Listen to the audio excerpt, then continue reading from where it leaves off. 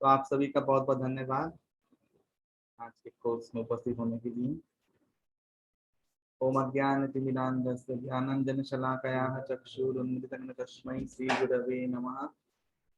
श्रीचैतन्यमनोभीष्टं स्थापितं येन भूतले स्वयं रूपकदा मह्यं ददाति स्वपदान्तिकं।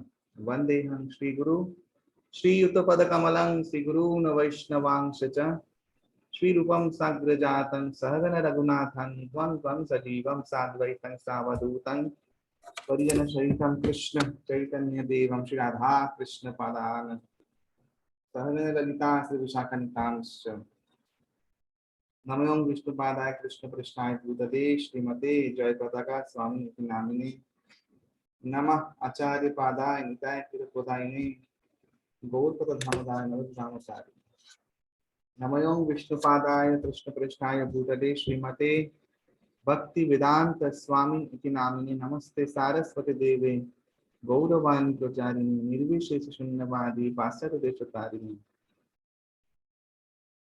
वाञ्छाकल्पतरुभ्यश्च कृपा सिन्धुभ्य एव च पतितानां पावनेभ्यो वैष्णवेभ्यो नमो नमः। नमो महावदन्नाय कृष्ण प्रेमप्रदाय कृष्णाय कृष्ण चैतन्य नाम्ने गौरकृष्णे नमः। हे कृष्ण करुणा सिंधु दीनबन्धु जगत्पते गोपेश गोपिका कांत राधाकांत नमस्तुते।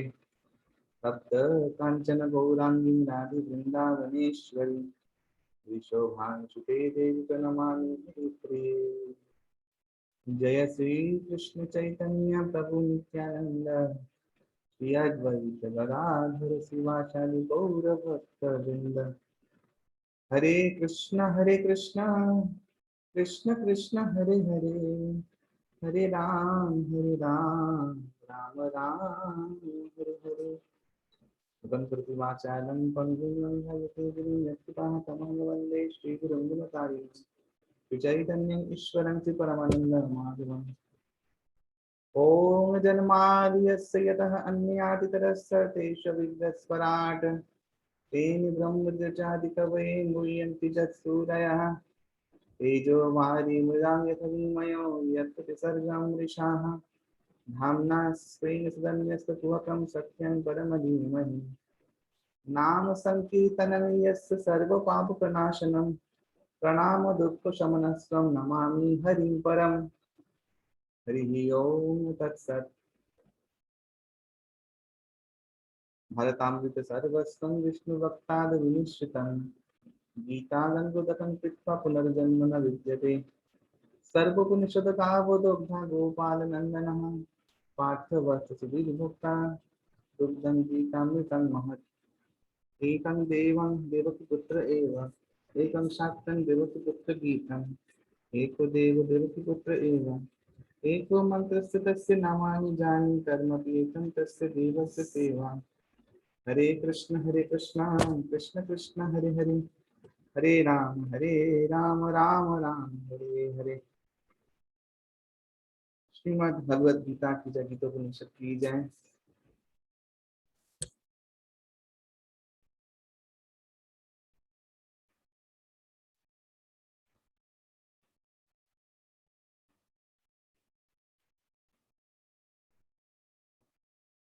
हर्ष तुम मार्क करना, ये दीप यश ये लोग कोई नहीं है।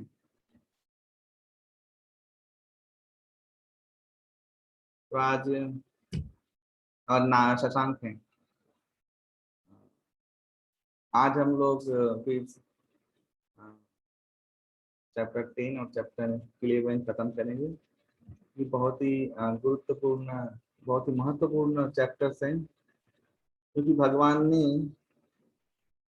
अपना योगेश्वरीय इसमें दिखाया है। भगवान जो अलौकिक हैं, भगवान की अलौकिक अलौकिक शक्ति को अगर तुम विश्वास नहीं कर, तुम भगवान को कभी नहीं जान पाओगे। तुम्हें उसको विश्वास करना है, क्योंकि लॉजिक के ऊपर जो चीजें वो मैजिक है। तो ये सब मैजिकल चीजें हैं। कैसे होता है, क्यों होता है, उनकी शक्ति का प्रकाश है, बस इतना ही जानना है।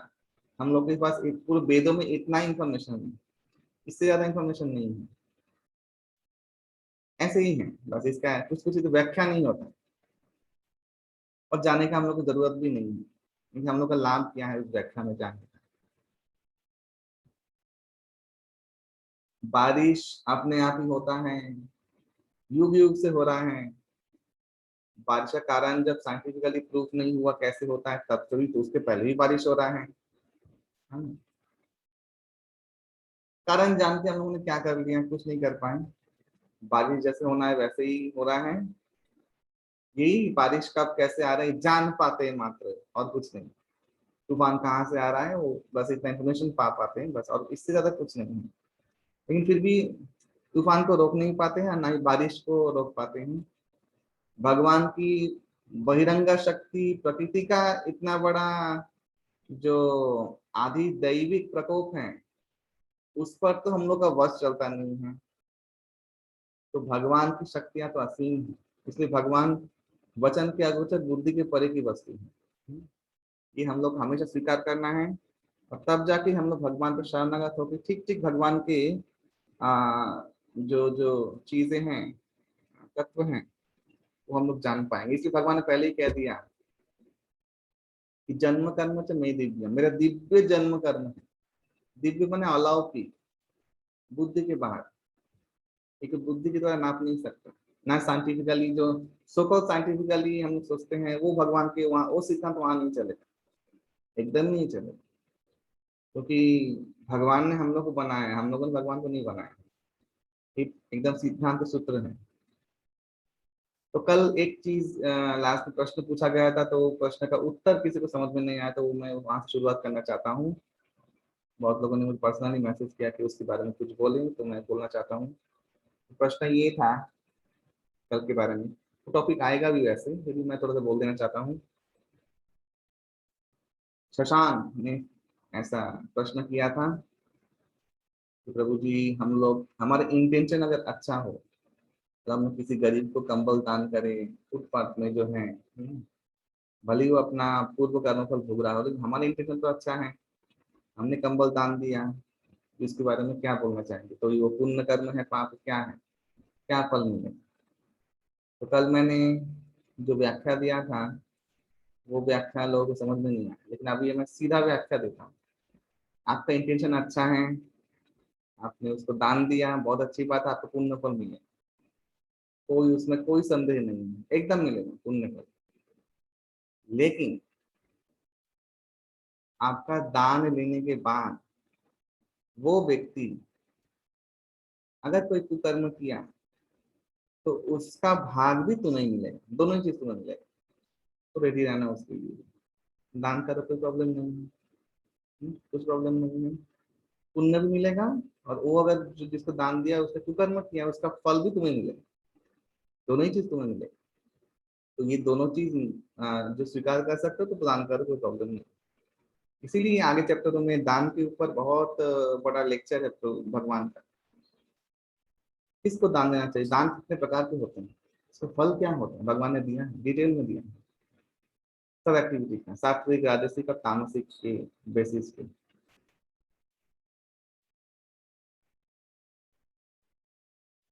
शास्त्र में लिखा गया है कि राजा महापापी होता है।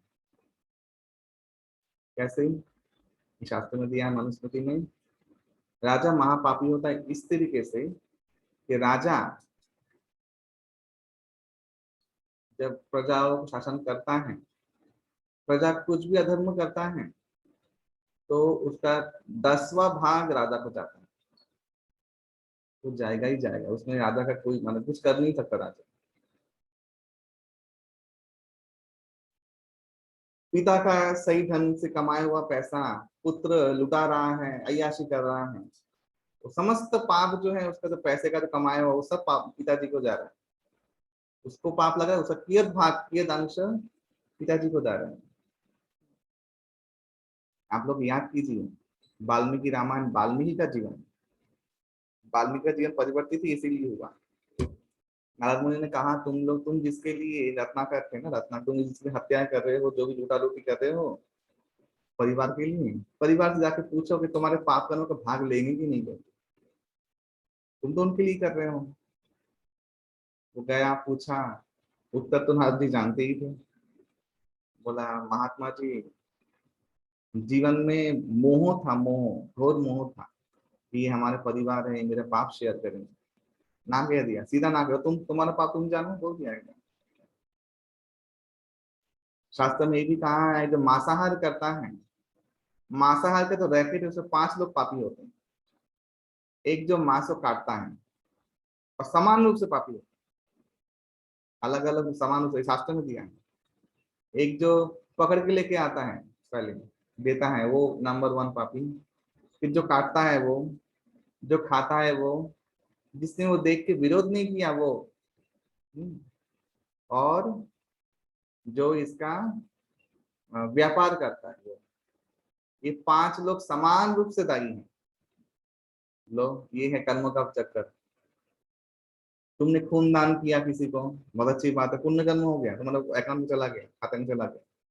लेकिन खून देने के बाद वो व्यक्ति उठ के बस अभी तू कर्म करता फिर रहा है, उसका जो जो पाप है उसका अंश अंश पाप का भाग तुम्हें लग रहा है, बिना कुछ किए। तो इसके लिए भी रेडी रहना। इसलिए भगवान ने दान के बारे में लेक्चर दिया है, किसको हेल्प करे, कैसे हेल्प करे। 2 सिद्धांत हैं। एक तो कोई भी गरीबी, कोई भी कष्ट भोग कर रहा है, देखो नारद आप श्रीमद् भागवतम में दामोदर लीला में जाओगे तो नारद मुनि ने श्राप दिया है कुबेर के 2 पुत्र नल नल नल कुबेर और मणिग्रीव को, पेड़ बन जाने का श्राप दिया। तो श्राप के आगे नारद जी बोल रहे हैं क्या श्राप दो, बहुत सोच के श्राप दिया। तो बोला दरिद्रता। दरिद्रता बहुत बड़ा श्राप नहीं है, तो नारद जी ने तो व्याख्या किया है कि बहुत बड़ा सौभाग्य है क्योंकि उधर मैंने चाहते हुए भी आप भोग नहीं कर सकते, और आपके पास खुला ऑप्शन है भगवान के पास शरणागत हो जाने की। और यही मैं देखता हूँ, दिल्ली में हम लोग थे, शायद अंकित था हमारे साथ, अंकित हमारे साथ मेरे साथ था, दिल्ली में हम लोग आ रहे थे, एक घटना, एक भिखारी आया। हाँ, उन्हें वृंदावन ज्यादा लग रहा था, मैंने जस्ट भिखारी खाना दो, बहुत माने हक पूर्वक खाना मांग रहा दिल्ली में। तो वृंदावन में से वो ना कि घूमता रहता, ट्रेन में ऐसे भिखारी भिक्षावन वृंदावन जाता, वृंदावन से लौट के आ जाता है।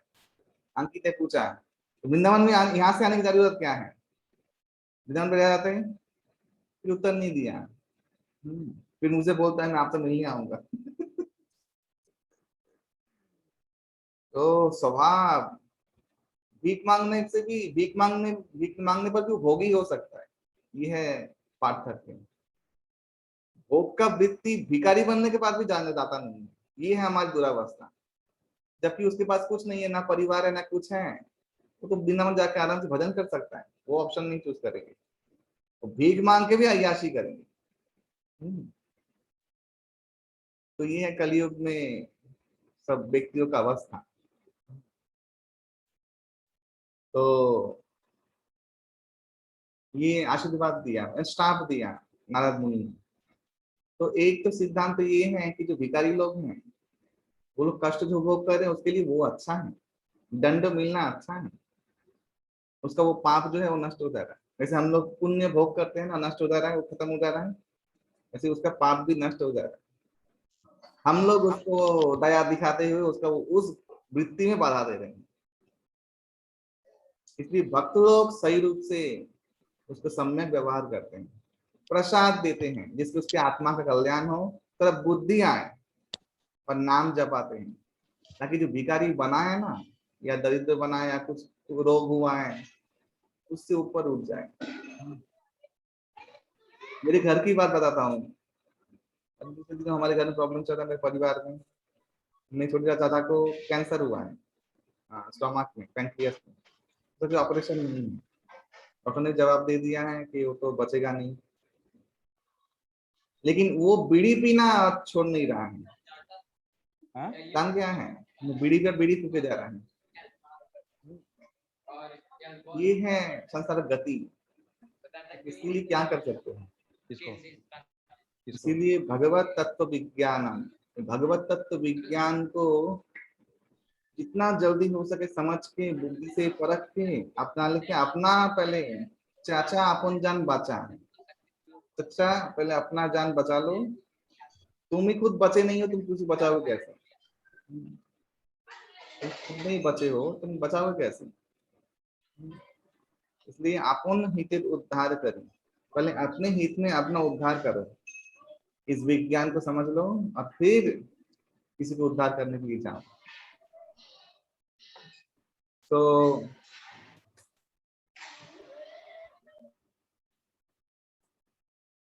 ये है कल का तत्व, तो उसके ऊपर तो आज कोई मेरे ख्याल से कंफ्यूजन नहीं रहना चाहिए। तो आज हम लोग शुरू करते हैं 10th चैप्टर, विभूति योग।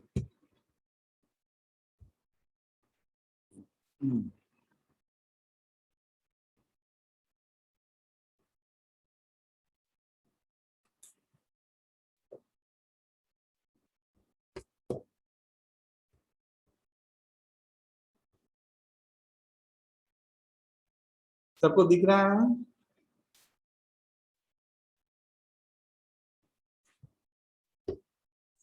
हरे यस कृष्ण। प्रभु, दिख रहा है प्रभु। हरे कृष्णा। यस प्रभु जी। Thank you. हरे कृष्ण। विभूति योग दशम अध्याय श्लोक संख्या 42। तो भगवान ने पहले विज्ञान दिया अपना विशेष। भगवान ने देखी विभूति ये पहले से बोलना शुरू कर दे 7 चैप्टर से, मैं इतने इसने में ये हूँ, मैं बलम बलवताम, मैं ज्ञानियों का ज्ञान, बलवानों का बल हूँ। भगवान थोड़ा थोड़ा चालू कर दिए थे। अभी विभूति योग में भगवान आए, क्योंकि विभूति योग अगर कोई नहीं जानता, भगवान ने इसका फल दिया, विभूति योग अगर जानता है कोई समझता है, तो वो योग में दृढ़ हो जाता है, उसकी भगवान के प्रति श्रद्धा और भक्ति अचल हो जाती है। ये इस विभूति योग जानने का फलश्रुति है। और विभूति योग जो नित्य पाठ करता है, कभी उसको दरिद्रता नहीं रहता घर में। अगर वो दरिद्र से भी दरिद्र व्यक्ति हो, शुद्धशाली होकर अगर विभूति योग डेली पाठ करता है, तो दरिद्रता दूर हो जाता है उसका, भगवान की कृपा से। और सिर्फ दरिद्रता दूर ही नहीं होता, हृदय का दरिद्रता भी दूर हो जाता है। हृदय में जो अज्ञान है ना, जो पुअर फंड ऑफ नॉलेज है, वो भी नष्ट होता है और स्वच्छंद जीवन हो जाता है, सुखद जीवन हो जाता है। ये शास्त्र में तो कहा गया है, और जिन लोगों ने ये पालन किया उन्होंने प्रैक्टिकली देखा है। विभूति योग बहुत दिव्य योग है। क्यों? क्योंकि इसी चैप्टर में भगवान चतुश्लोकी गीता कही है। चतुश्लोकी गीता आपने सुना होगा, चतुश्लोकी भागवतम, चतुश्लोकी गीता भी होती है। लेकिन जितना भी उद्धार का मार्ग है वो 4 नंबर में, 4 नंबर में। जितने भी उद्धार का मार्ग है, सब लोग बोलते हैं 4 नंबर क्यों? क्योंकि ये क्या है, भौतिक जगत त्रिभुवन, इसमें कितने गुण हैं? 3 गुण, सात्विक, राजसिक, तामसिक।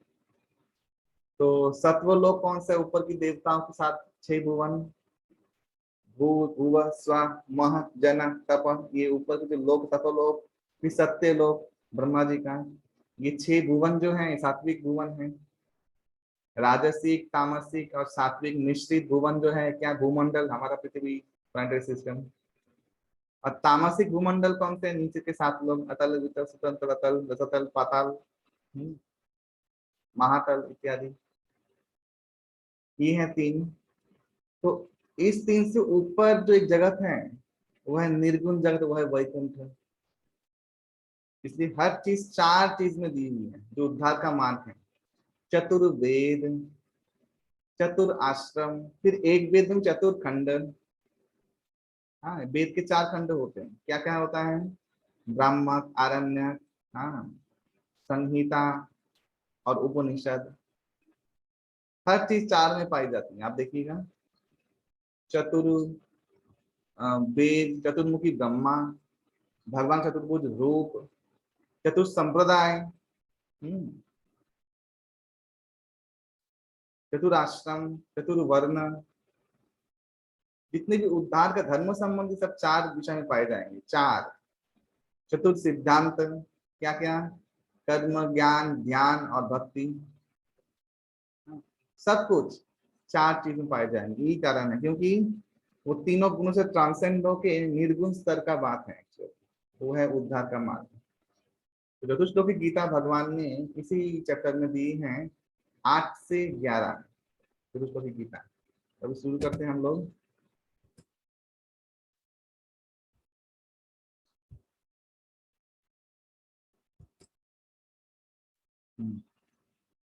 कृष्ण कहते हैं हर चीज का रहस्यमय मूल कृष्ण खुद ही है, और जो कृष्ण को जानता है वह सभी पापों से मुक्त हो जाता है। यही भगवान ने खुद कहा कि देखो, जो मेरा विभूति योग जान जाएगा, मेरी विभूति को जान जाएगा, वो सर्व पापों से मुक्त होकर अविचलित भक्ति योग युक्त हो जाएगा। 7 नंबर श्लोक, एतां विभूति योगं च मम वेत्ति च मम जो वेत्ति तत्त्वतः सो अविकल्पेन जो विद्यते नात्र संशय। यही इसका फलश्रुति है। सप्त महर्षि, 4 कुमार, 14 मनु सब भगवान से उत्पन्न हुए हैं, और भगवान से उत्पन्न होने के बाद इन्होंने प्रजा सृष्टि किया है। तो इनडायरेक्टली भगवान ने ही सब कुछ सृष्टि किया है। भगवान ने यहाँ पे बोला है ये तो मेरे से उत्पन्न हुए हैं। हाँ, कि भगवान ने एक बहुत श्लोक कहा है, श्लोक आप लोग जानिए। कितना शास्त्र कितना रीच है। 4 और 5 नंबर श्लोक, बुद्धिर्ज्ञानम असन्मोह क्षमा सत्यं दमः क्षमा सुखं दुःखं भावो अभावो भयं च अभयमेव च अहिंसा समता तुष्टि तपो दानं यशो अजशः भवन्ति भावा भूतानां मत्त एव पृथग्विदाः। दोस्तों, बुद्धि ज्ञान संशय और मोह से मुक्ति, क्षमा सत्यवादिता, इंद्रिय संयम यह दम, और शम बोला है मन संयम, सुख दुख जन्म मृत्यु भय अभय अहिंसा समता संतोष तपस्या दान यश अजस। प्राणियों का जितना भी भाव है वो भगवान से उत्पन्न है। परमात्मा तो भगवान रहते हैं ना, ये भाव भगवान देते हैं। भाई बोलेंगे तो ये भाव जो भगवान देते, भगवान ने हम लोग को निहाल क्यों नहीं किया? हाँ, आपके कर्म के अनुपात में देते हैं, रेशियो में देते हैं। आपका कर्म जैसा है उसके अनुपात में आपको सब में ये चीज थोड़ा थोड़ा मिलेगा। और वही जो कल जो समझा है, डो टेबल, आपका प्रेशर कौन सा ज्यादा है, शुभ कर्म का ना अशुभ कर्म का, वो भी मापना होता है ना। सारा जीवन अशुभ कर्म किया है, बहुत जन्म जन्म से अशुभ कर्म करता हुआ आ रहा है। अब आप लोग बोलेंगे कि अशुभ कर्म कर रहे हैं तो मनुष्य कैसे बन रहा है? 80 लाख योनि घूम घूम के मनुष्य बन रहा है। मनुष्य बनना ही है, वैसे ही लोग मनुष्य बनते हैं, पता है। तो अच्छे कर्म करने से मनुष्य बनते हैं, वो तो फ्रिक्वेंटली बनते हैं। लेकिन जो पाप करते करते मनुष्य बनते हैं, वो रिसाइकिल बर्थ में अपने आप नंबर लगा के मनुष्य बनते हैं। तो ये भगवान ने कहा, तो भगवान अभी चतुष्टोकी गीता कह रहे हैं,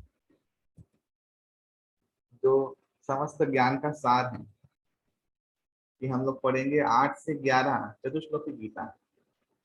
अहं सर्वस्य प्रभो मत्या सर्वं प्रवर्तते इति मत्वा भजन्ते मां बुधा भाव समन्विताः। मुझसे जड़ चेतन सब कुछ उत्पन्न हुआ है, सब कुछ मुझसे प्रवर्तित हुआ है। ये तत्व अवगत हो के पंडित शुद्ध भक्ति के साथ मेरा भजन करते हैं। जड़ चेतन सत असत सब कुछ भगवान से उत्पन्न हुआ है, ये जान के, भगवान की विभूति को जान के। हाँ,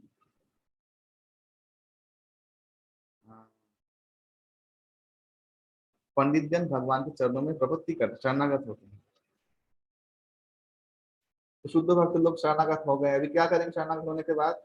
वो 9 नंबर श्लोक में बोल रहे हैं, मच्चित्ता मद्गत प्राणा बोधयन्तः परस्परं कथयन्तस्य मां नित्यं तुष्यन्ति च रमन्ति च। शरणागत जब ऐसे ही हो गए, उसके बाद कर्म क्या करेंगे कि चित्त और प्राण से संपूर्ण रूप में समर्पित ये महात्मा गण परस्पर में माने एक दूसरे के साथ मेरा दिव्य कथाओं का आलोचना करते हैं, मेरे संबंध में एक दूसरे को समझाते हैं, पूछते हैं, विषय चर्चा करते हैं, और परम संतोष और अपराकृत आनंद लाभ करते हैं। ये है बात। लोग बोलते हैं कि साधु महात्मा लोग कैसे सब कुछ छोड़ छोड़ के चले जाते हैं, भाई कैसे कर सकते हैं? ये लोग भोग भोग भोग को भी धिक्कार देते हैं, कैसे होता है? लोग माने लोग फसलिंग में रहते हैं, इसलिए बार बार लोग जो सही महात्मा है उसको भी शक की नजर देखते हैं। कैसे होता है? ये तो नहीं होता है। होता है, बहुत इजीली होता है। भगवान की कथा सुनते सुनते 24 घंटा भी पार हो सकता है कि भगवान कथा में जादू है। एक ही कथा, वही रामायण चल रहा है। अभी देखा होगा आपने रामायण सीरियल, वही रावण सागर का बहुत पुराना सीरियल। फिर सारे रिकॉर्ड तोड़ दिए उसने टेलीविजन में, आप लोग जानते हैं। तो ये क्या कोई काल्पनिक कथा कर सकता है? आप चलाओ तो अलिफ लैला, कितने लोग देखते हैं देखो तो। आप चलाओ चंद्रकांता की कहानी, कितने लोग देखते हैं? फिर से देखो तो। नहीं देखेंगे। भगवान की कथा और नोवेल जो है, जमीन आसमान का फर्क है। दिव्य कथा में भगवान के दिव्य आनंद होता है। वो कथा के द्वारा भगवान दिव्य रसायन है। कथा वो रसायन है, एक तरीका दवाई है। वो कानों के द्वारा हृदय में पहुंचता है। हाँ। वही रामायण, वही सीरियल, वही रामचंद्र, वही पुराना सेटअप। लोग आज भी और नए बच्चे लोग भी मैं देख रहा आकर्षित हो रहे हैं। जो लोग उस जमाने में, उसको पता ही नहीं रामायण कब हुआ है, वो जन्म ही नहीं लिया, तो जन्म से पहले हो गया है। हम लोग के जमाने का था रामायण, तब हम लोग भी छोटे छोटे थे। वही एक रामायण, वही श्री कृष्णा सीरियल जो पुराना रामायण सागर का। क्या बात है इस कथाओं में? रामायण, हनुमान जी, अब टीवी में तो भरा हुआ, देखिए ना, कोई महादेव दिखा रहा है, कोई ये दिखा रहा है। क्यों भाई? तुम्हारा बहू सास का सीरियल से क्या हुआ? कुछ हुआ नहीं क्या? लोग बोर हो जाएंगे। लेकिन भगवान का अति उत्तम लीला, वही चीज बार बार चलेगा, तो भी तब पर भी लोग देखेंगे। वो लीला एक ही चीज बार बार, लीला आस्वादन। तो भक्त लोग लीला आस्वादन करते करते परम शांति संतोष का अनुभव कर, संतोष तृप्ति प्राप्त कर देते हैं।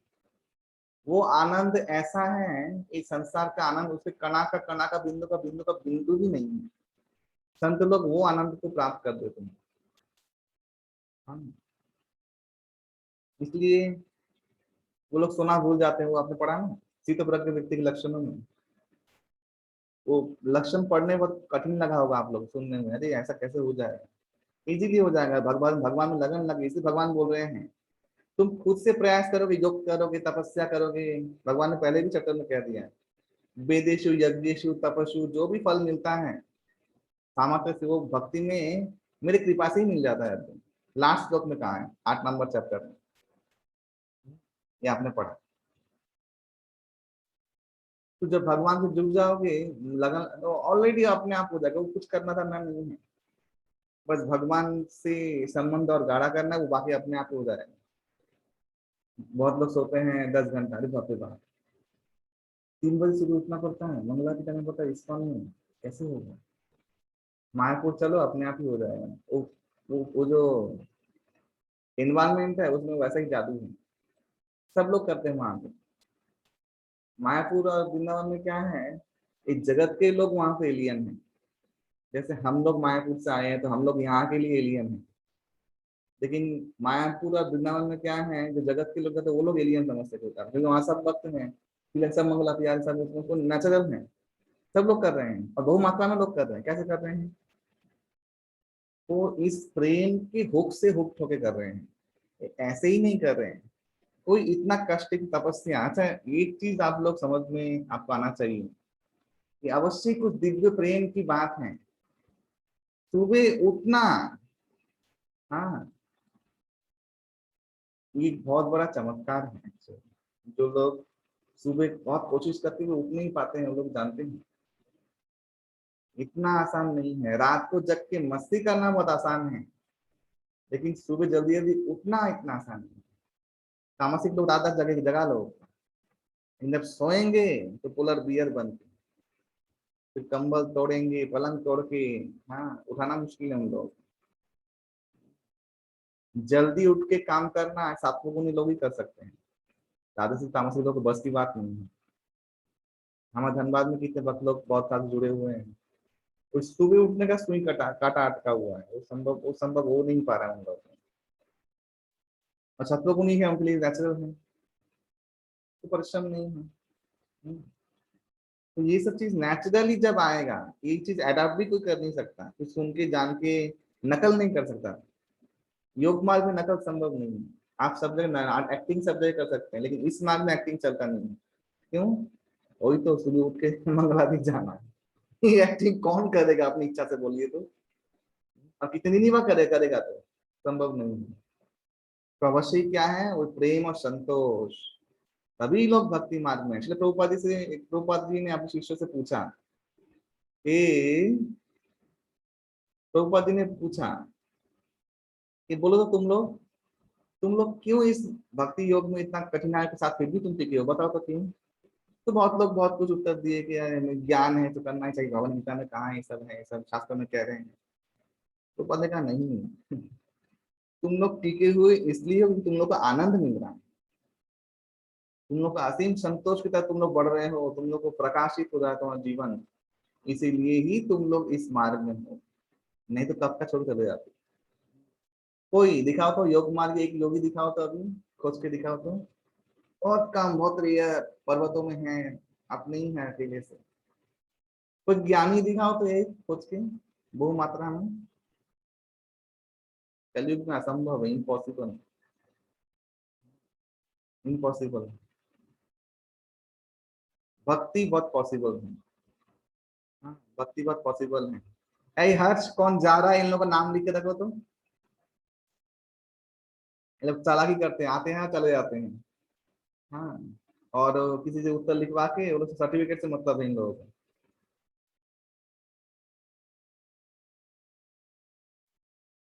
10 नंबर, तेषां प्रति युक्तानां भजतां कृति पूर्वकं ददामि बुद्धि योगं त्वं येन माम् उपजान्ति ते।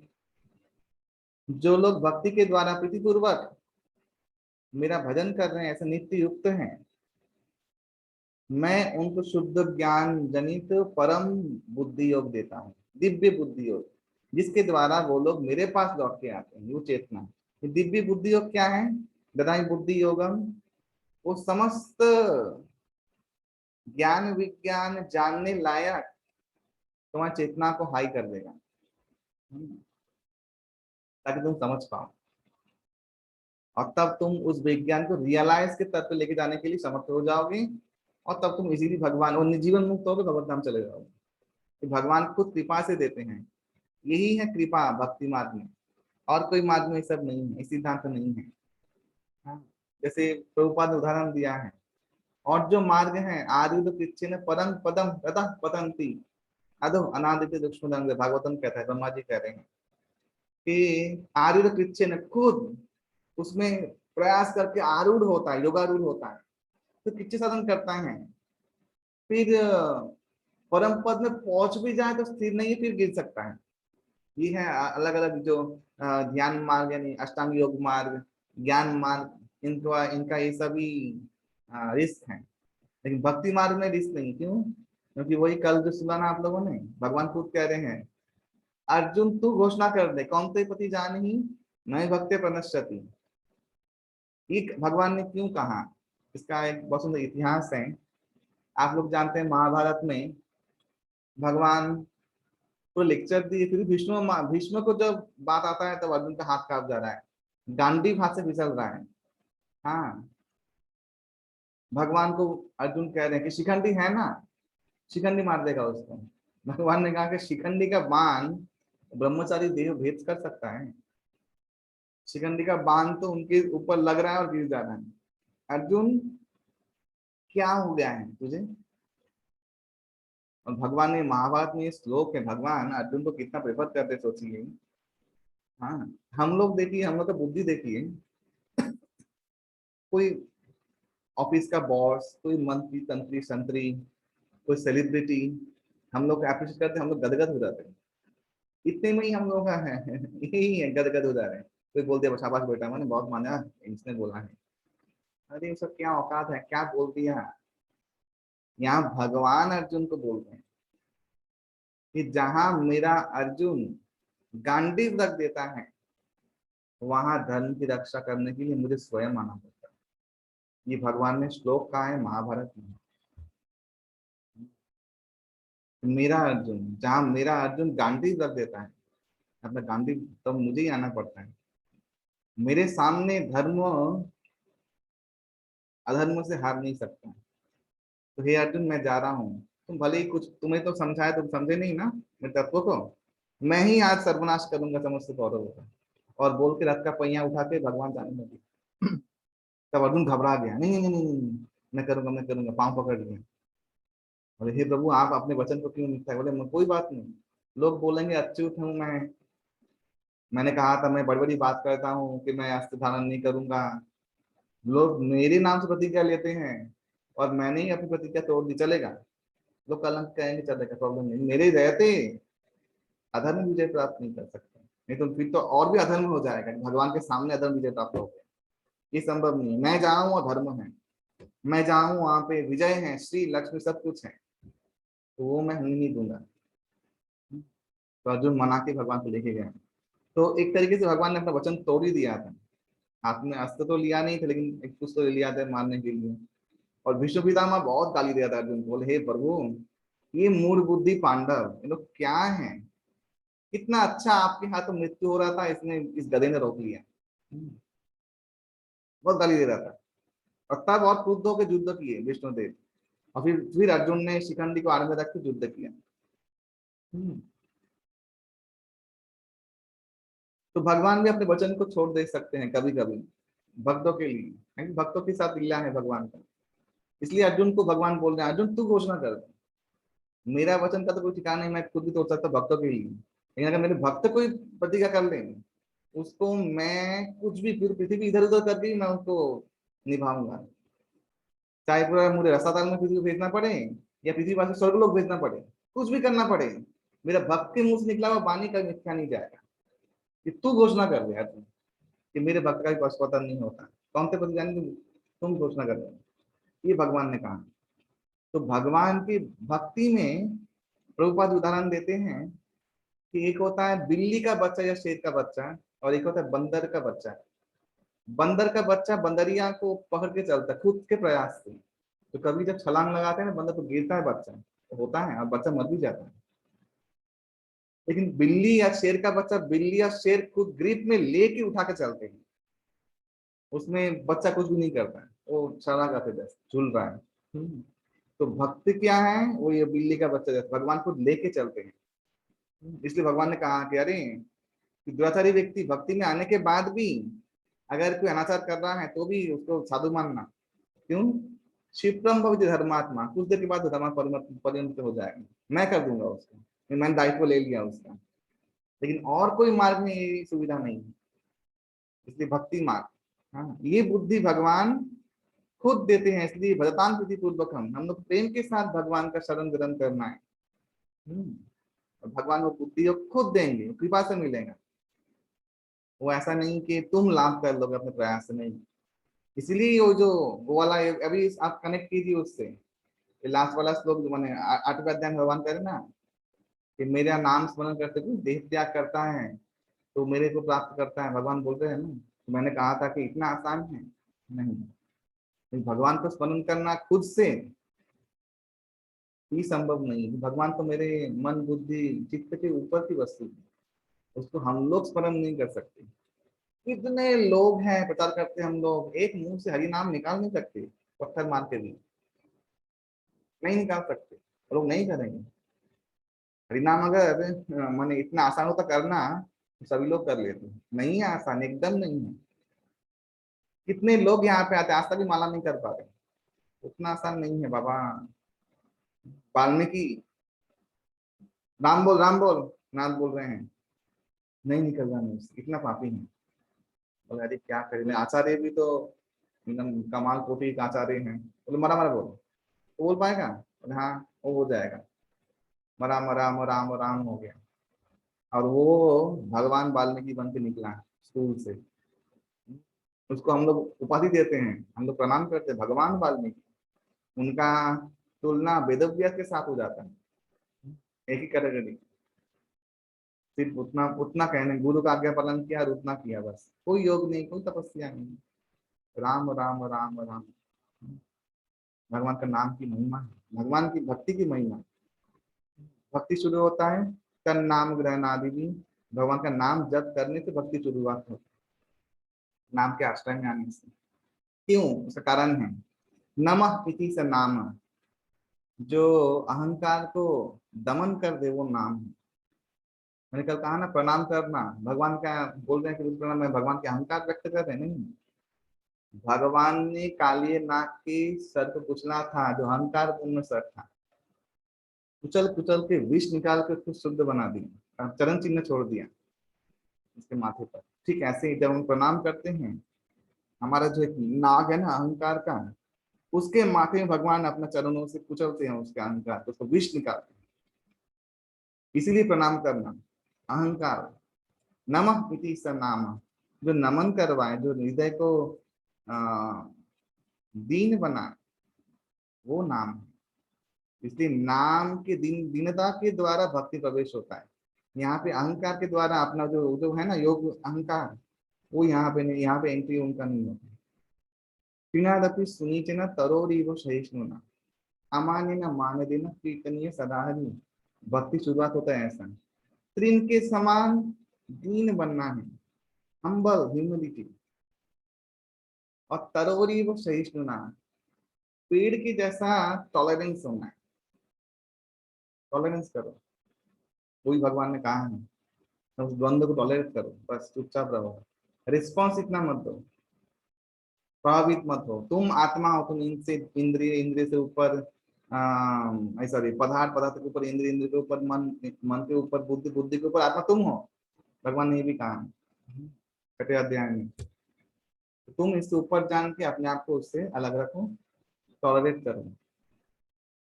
और क्या बोला?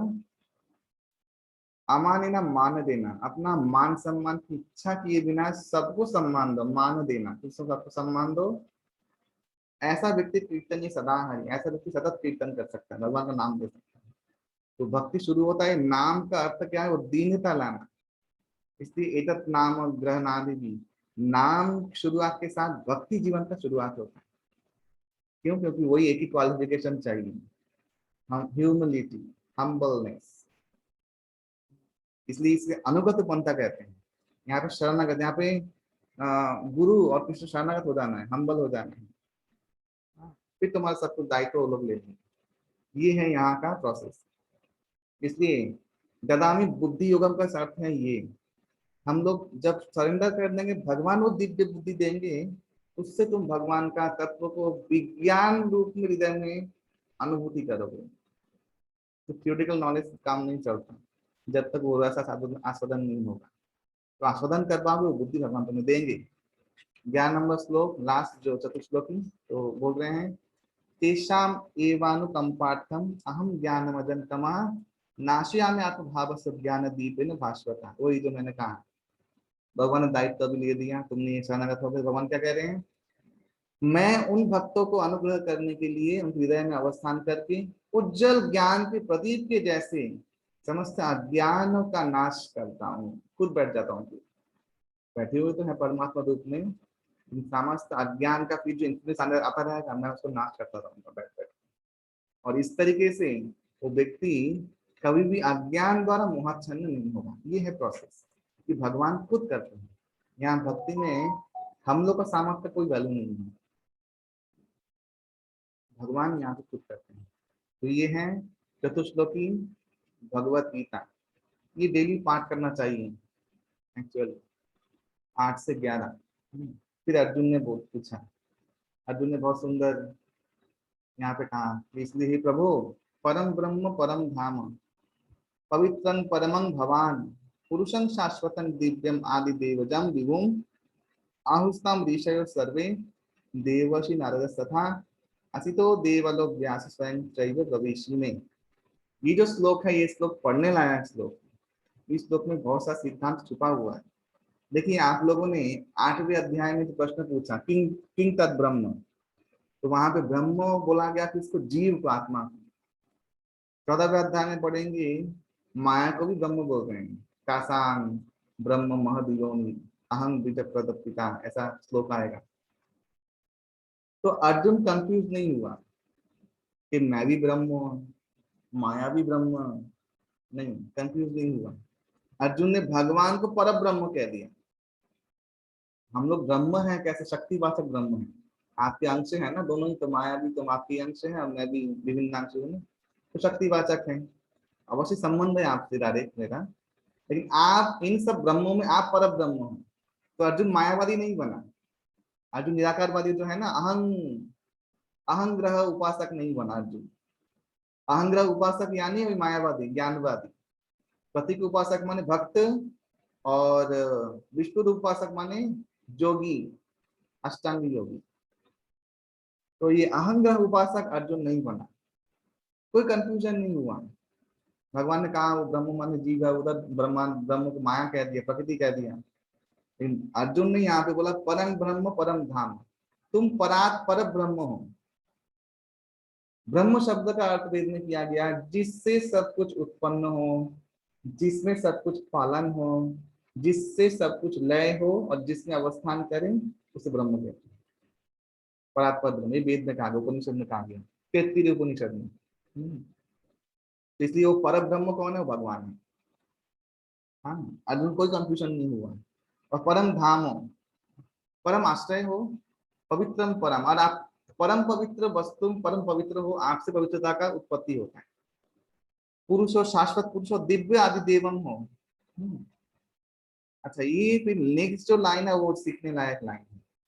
क्या लाइन बोला है कि आहुस्ताम विषय सर्व देवश नारद तथा असितो देवलो व्यास स्वयं चैव प्रविशि में। तुम्हें मैं स्वीकार कर लिया भगवान, तुम परमेश्वर हो। क्यों? मैंने ऋषियों से सुना था, देखिए शास्त्र सुना। किससे सुना? कि नारद, असित, देवल, व्यास तुम्हें ऐसे ही वर्णन करते हैं, और आज अभी तुम भी यही बोल रहे हो। तो दोनों देखिए कितना सुंदर चीज अर्जुन ने पकड़ा पॉइंट, कि मैंने ऋषियों की गुरुगत पंथा से, गुरु परंपरा से सुना, नारद, असित, देवल, व्यास देव ऐसे ही वर्णन करते हैं आपको, और आप भी अभी ऐसे ही बोल रहे हैं। तो पहले उन लोगों का नाम ले जिससे सुना, गुरुओं का, और फिर भगवान को बोला आप भी तो वही कह रहे हो। तो दोनों चीज एक ही तत्व है। इसलिए शास्त्र परंपरा, यहाँ पे गुरु परंपरा का महिमा वर्णन किया गया इस श्लोक में। यह है गुरु परंपरा। तो एक ही चीज गुरु भी बोलेगा और भगवान खुद इधर वही बोल रहे हैं। तो उससे कोई कंफ्यूजन नहीं रहा, कोई अविश्वास नहीं रहा, गुरुओं में अविश्वास नहीं रहा कि ये लोग काल्पनिक बोल रहे, नहीं ऐसा नहीं है। वो लोग सुना, मैं सुना है इन लोगों से, आप भी अभी वही बोलते हैं। तो ये जो श्लोक है, या हम लोग को सीखने लायक श्लोक है कि शास्त्र, गुरु, प्रामाणिक गुरु जो बोलता है वही परम सत्य है, और भगवान भी उसी को प्रमाणित करते हैं। तो अर्जुन कोई संशय नहीं रहा भगवत तत्व जानने में। तो ऐसे हम लोग संशय रखना चाहिए नहीं चाहिए कि भगवान ही परात पर ब्रह्म है। ये मायावाद बोल के एक्चुअली कुछ बात ही नहीं है, ये एक तैयार किया हुआ बात है। अभी भगवान को बोल रहा है कि इसलिए प्रभु आप कृपा करके ये सब कुछ जो है, या मैं विश्वास करता हूँ, अभी कहाँ कहाँ कैसे कैसे आपका रूप विभूति है, तो वो मुझे बोलिए। तो अभी शुरू हो रहा है विभूति, जो भगवान कहते हैं कि हे अर्जुन, 19 नंबर श्लोक से कि सुन ये विभूतियां कहाँ हैं। 20 नंबर श्लोक, अहमात्मा गुराकेश सर्वभूताशय स्थिताः अहमादिश्च मध्यं च भूतानामन्त एव च। शुरुआत हो गया विभूति जो का, विभूति बोल रहे हैं भगवान। क्या बोल रहे हैं? एक गुराकेश, गुराकेश यानी जिस निद्रा को जय किया है उसे बोलते हैं गुराकेश। मैं सारे हृदय में बैठा हुआ कौन हूँ? परमात्मा, सबके जीवों में हृदय परमात्मा बैठा हुआ हूँ, और सर्वभूत के आदि मध्य अंत हूँ। आदि भी हूँ, मध्य भी हूँ, अंत भी हूँ, सारे भूतों का। भूत यानी कोई भूत नहीं, घोष नहीं, यहाँ भूत यानी तत्वों का, जड़ तत्व, चेतन तत्व, इसे भूत भूत। हाँ, यहाँ भगवान ने हॉल स्टोरी नहीं कहा है, अभी बोल रहे हैं, ध्यान से सुनिए कौन कौन है भगवान, बहुत इंटरेस्टिंग है। आदित्य नाम अहं विष्णु ज्योतिषां रविरंशुमान। आदित्य में मैं कौन हूँ? विष्णु हूँ। ज्योतिषकों में, नक्षत्र ज्योतिषकों में मैं कौन हूँ? सूर्य। मरीचिम मरुतामस्मि नक्षत्र नाम अहम शशि। मरुदगणों में मैं मरीचि हूँ और नक्षत्रों में मैं चंद्र हूँ। अभी आप लोग बोलेंगे कि नक्षत्र चंद्र बोल दिया। हम लोग सुनते हैं नक्षत्र माने तो कोई सेल्फ इफल्जेंट, कोई क्या बोलते हैं स्टार नक्षत्र सुना है। यहाँ पे चंद्र को नक्षत्र कैसे बोल दिया? शास्त्रों में ऐसे ही वर्णन किया गया है। नक्षत्र यानी कोई भी रोशनी देने वाला ग्रह। और ज्योतिष्क यानी ज्योति का पुंज है, उसे जो हम लोग स्टार बोलते हैं ना इंग्लिश में, शास्त्र में उसे ज्योतिष्क बोलते हैं। क्योंकि वो दिव्य ज्योति, देखिए पूरा वर्ड बहुत सुंदर है। नक्षत्र, हाँ ना क्षत्र, जिसका खुद का कोई तेज नहीं है, जो किसी और से रोशनी लेता है। और ज्योतिष्क यानी खुद ज्योति इफल्जेंट क्रिएट करने वाला। तो ये दो वर्ड कितना भ्रांति हम लोग यूज करते हैं भाषाओं में, बुद्धि कम है तो। संस्कृत में बहुत सुंदर चीज है, ये आप लोगों ने नया सुना। ज्योतिष्क माने सूर्य यानी स्टार, कोई भी सेल्फ इफल्जेंट। और नक्षत्र नक्षत्र जिसका खुद का कोई तेज नहीं है, उनमें कौन है? चंद्र। वेदानाम साम वेदवस्मि, इसे सामवेदी ब्राह्मण सात्विक होते हैं। वेदों में कौन है? मैं सामवेद हूँ। ब्राह्मण यहाँ पे बहुत तरीके के होते हैं, चतुर्वेदीय, सामवेदीय, ऋग्वेदीय। ऋग्वेदीय ब्राह्मण आपको पाए जाएंगे उधर साउथ इंडिया में। बेसिकली उत्तर भारत में सब सामवेदी चतुर्वेदी ब्राह्मण होते हैं। महाराष्ट्र में चतुर्वेदी ब्राह्मण होते हैं, उड़ीसा में चतुर्वेदी ब्राह्मण होते हैं। यूपी बेल्ट में सिर्फ सामवेदी ब्राह्मण पाए जाते हैं, सबसे उत्तम ब्राह्मण बोले जाते हैं। अभी तो ब्राह्मण लोग भी नहीं जानते कि वो कौन वेदीय है। खैर, तो वेदा नाम साम वेद अस्मि, वेदों में साम वेद हूँ। देवा नाम अस्मि वासव, वासव यानी इंद्र, देवताओं में मैं इंद्र हूँ। अच्छा इंद्र जो है यहाँ पे भगवान ने कहा मैं इंद्र हूँ। अच्छा आप बोलेंगे अरे भगवान ही तो इंद्र को खुद बोल रहे हैं। इंद्र एक पोस्ट है। इंद्र हूँ माने इंद्र पद जो है वो मैं हूँ, ये एक पोस्ट है। अभी जो इंद्र फिलहाल जो अभी ऊपर है, उसका नाम है पुरंदर। आप 100 अश्वमेध यज्ञ करो, आप भी इंद्र बन सकते हो किसी ब्रह्मांड में। ये विधान है। या 100 बार जन्म लेके वर्णाश्रम धर्म का ठीक ठीक पालन करने के बाद वो इंद्र बन सकता है।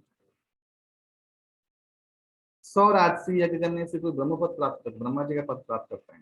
किसी ब्रह्मांड में ब्रह्मा बनेगा वो। उदाहरण कहाँ पे दिया शास्त्र प्रमाण कहाँ पे है?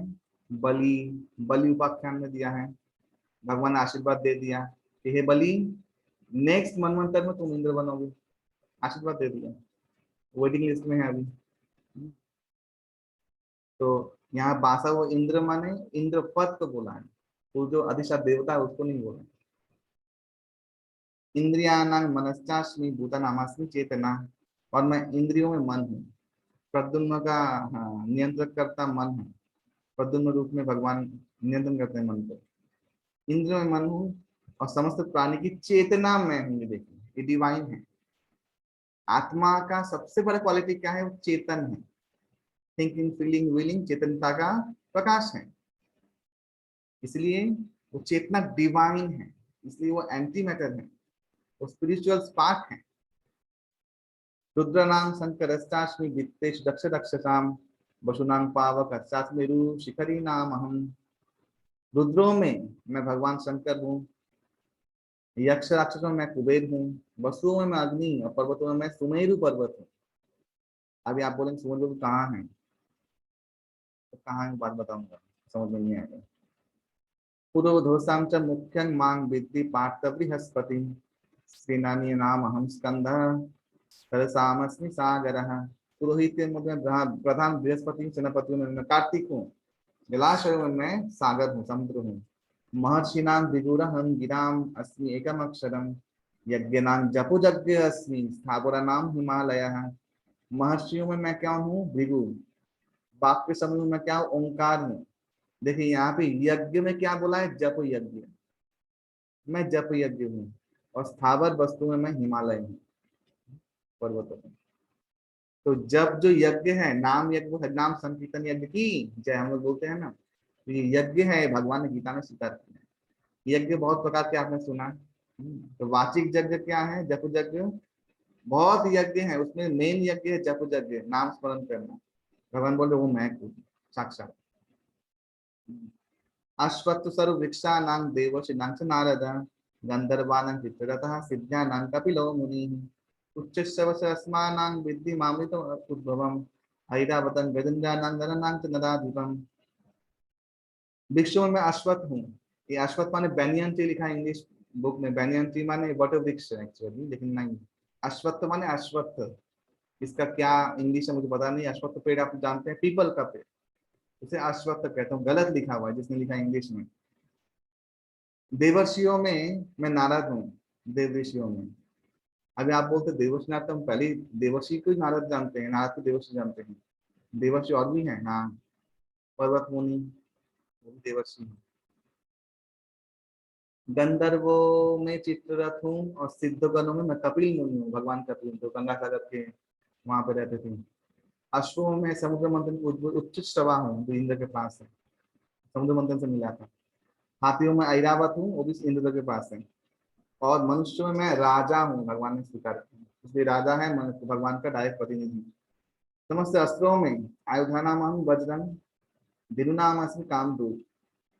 अस्त्रों में वज्र हूँ मैं, और गायों में मैं कामधेनु हूँ। प्रद्युम्नश्चास्मि कंदर्प सर्पनामास्मि वासुकी अनंतचास्मि नागानां वरुणो यत्साम अहम् पितॄणाम् अर्यमा चास्मि यतः संयत आमहम्। सारे अस्त्रों में वज्र हूँ, गादियों में कामधेनु, संतान पद कारण जो कामदेव है वो मैं ही हूँ। सर्पों में मैं वासुकी हूँ, नागों में मैं अनंत हूँ, जलचर में वरुण हूँ, और पितृ में मैं अर्यमा हूँ। पितृदेव को अर्यमा बोलते हैं, जो राजा है वहां पे। और दंडदाताओं के अंदर मैं यमदेव हूँ। प्रह्लादास्मि दैत्यानां कालः कलयातामहं मृगानां च मृगेन्द्रोऽहं वैनतयश्च पक्षिणां। दैत्यों में प्रहलाद हूँ। देखिए प्रहलाद का क्या महिमा है। दैत्यों में प्रहलाद हूँ, और वशकारियों में मैं काल हूँ। काल परम वशकारी हूँ। काल के वश में ऐसा कोई व्यक्ति नहीं जो आ नहीं सकता, बड़े से बड़ा। क्या माने, क्या शब्द प्रयोग किया है देखिए। काल कलयताम हम, वशकारियों में, जो वश करने में समझते ना, मैं वश कर दूंगा, इसको वश में रखूंगा, डोमिनेट कर दूंगा। सबसे बड़ा डोमिनेट करने वाला क्या है? काल, टाइम, वो मैं हूं। उसके वश में सारी दुनिया संसार है, ब्रह्मा भी है। पशुओं में मैं लायन सिंह, और पक्षियों में मैं गरुड़ हूँ। पवनः पवतामस्मि राम शस्त्रभितामहं दिशानां मकरास्मि श्रोत्रशास्त्रमि जाह्नवी। पवित्रकारी वस्तु में मैं वायु हूँ, शस्त्रधारियों में मैं परशुराम हूँ। मछलियों के अंदर मैं मकर हूँ यानी शार्क, और नदी के अंदर मैं गंगा हूँ। सकनाम आदि अंतस्य मध्यम चैवा अहम अर्जुन अध्यात्म विद्या विद्यानां वाद प्रभुतामहम्। हे अर्जुन, समस्त सृष्टि वस्तु में मैं आदि अंत मध्य सभी हूँ। समस्त विद्या में अध्यात्म विद्या हूँ, और तार्किकवाद जल्प विद्या में सिद्धांतवाद हूँ। अक्षरों में मैं आकार हूँ, समास में द्वंद्व समास हूँ, संहारियों में महाकाल रुद्र हूँ, और सष्टार्थ में ब्रह्मा जी हूँ। अहमेव अक्षर काल धाताम विश्वतो मुखम। मैं महाकाल हूँ, भगवान ने खुद कहा है। और फिर क्या कह रहे हैं सेकंड 34 नंबर में, मृत्यु सर्वहरश्चाम उद्भवस्य भविष्यताम कीर्ति श्री बाक्ष नारीनां स्मृति मेधा धृति क्षमा। सारे हरणकारियों में, देखिए वहां पे क्या कहा काल को, कि सारे हर वशीकारियों में मैं काल हूँ। यहाँ पे बोल रहे हैं मृत्यु। सब हरणकारियों में सर्वश्रेष्ठ क्या है? मृत्यु। कोई इतना हरण नहीं करता जो मृत्यु हरण कर सकता है, और किसी परिस्थिति में तुम्हें बोल के भी नहीं आएगा, तुरंत आएगा, तुम्हें लेके सब खत्म एक मिनट में। समस्त हरणकारियों में सर्वप्रकाश मृत्यु हो, भावी काल वस्तु में उद्भव भी मैं हूँ। नारियों में ये 6 गुण भगवान ने कहा है, कौन है? कीर्ति श्री वाणी स्मृति मेधा स्थिति क्षमा, ये मैं हूँ। 7 गुण, सॉरी। तो जो नारी लोग यहाँ पे कोर्स कर रही हैं, उनको ये गुण को भगवान ने जो कहा है वो अपनाना चाहिए। कीर्ति श्री वाणी स्थिति मेधा धृति और क्षमा, यही लक्ष्मी का रूप है। बृहत् साम तथा साम नाम गायत्री छंद सामहम मासनांग मार्ग शीर्षो अहम ऋतु नाम कुसुमाकरः। साम वेद में मैं बृहत् साम हूँ, छंद समूह में मैं गायत्री हूँ, महीनों में मासों में मैं क्या हूँ, पवित्र मार्ग शीर्ष यानी अग्रहायण का महीना, ऋतुओं में मैं वसंत हूँ। तो भगवान ने यहाँ पे कहा है ना मास समूह में मैंने महीनों में मैं अग्रहायण हूँ। मैंने पूछा अग्रहायण क्यों, तो दक्षिणायन में आता है। फिर मैंने देखा ओ अग्रहायण में तो भगवान ने लीला किया था, वो है दामोदर लीला। दामोदर महीना अग्रहायण आधा आधा पूर्व कार्तिक, हाँ अंत कार्तिक पूर्व मार्ग से दोनों मिला के दामोदर महीना होता है। तो समझ में आ गया, अच्छा इसलिए भगवान ने कहा है कि मैं मार्ग शीर्ष हूँ, इसलिए अग्रहायण महीना बहुत पवित्र होता है। ऋतुओं में वसंत हूँ, द्यूतं छलयतामस्मि तेजस्वी नाम हम जयवसी व्यवसायस्मि सत्यं सत्यवतामहम। सारे वंचन कार्यों में मैं द्युत क्रीड़ा हूँ, तेजस्वियों में जो तेज है वो मैं हूँ, मैं विजय उद्यम और बलवान का बल भी मैं ही हूँ। विष्णांग वासुदेव श्री पांडव अनांगन संजय नृनाम अपरम व्यासन कवि नाम उष ना कवि। यहाँ पे क्या सुंदर कहा है कि वृष्णियों में मैं वासुदेव हूँ, मैं हूँ मैंने खुद, और पांडवों में धनंजय हूँ, मैं अर्जुन तू तू भी मैं ही हूँ। पांडवों में मैं धनंजय हूँ, भगवान ने इतना कृपा किया है। और मुनियों में कौन हूँ, अभी अहम व्यास में व्यासदेव हूँ। और कवियों में मैं शुक्राचार्य हूँ, शुक्राचार्य तो दत्त गुरु हैं, उन कवि कहा गया है। दंडो दमयतामस्मि नीति रश्मि जिगीषताम मौनं चैवास्मि गुह्यानं ज्ञानं ज्ञानवतामहम्।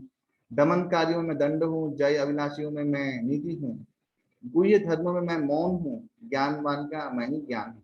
यच्चापि सर्वभूतानां विदं तदमहम् अर्जुनम् न तदस्ति विना जग सात मया भूतं चराचरम्। हे अर्जुन, सर्वभूत बीज स्वरूप वो मैं हूँ, जो मुझको छोड़ के स्थावर जंगम कोई वस्तु का अस्तित्व कल्पना करता है वो संभव नहीं है।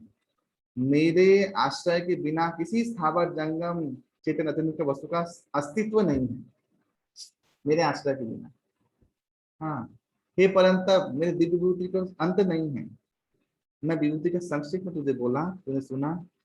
ऐश्वर्य श्री संपन्न बल प्रभावादि अधिक युक्त जो वस्तु हैं, जितने भी वस्तु हैं वो सब मेरे तेज के अंशभूत हैं, ये जानते रखना। क्यों, भाई भगवान बोल रहे हैं अथवा बहु नैते न किंज्ञाते न तवार्जुन विष्टव्याहम इदं तस्नम एकांशेन स्थितो जगत। क्यों कि हे अर्जुन, ये बहु ज्ञान का क्या प्रयोजन है। भगवान अरे वो छोड़ ही दे, इस जगत में क्या विभूति गिनाऊं। अरे एकांश में मेरे एकांश, ये मेरे एक अंश का अंश ये जगत है, चल ये जान ले। विभूति क्या गिनाऊं मैं तुझे, कितना विभूति है। एकांश में सीधे जगत, आप ये जान के रखिए भगवान का जो वैकुंठ दिव्य लोक है ना, त्रिपाद विभूति है।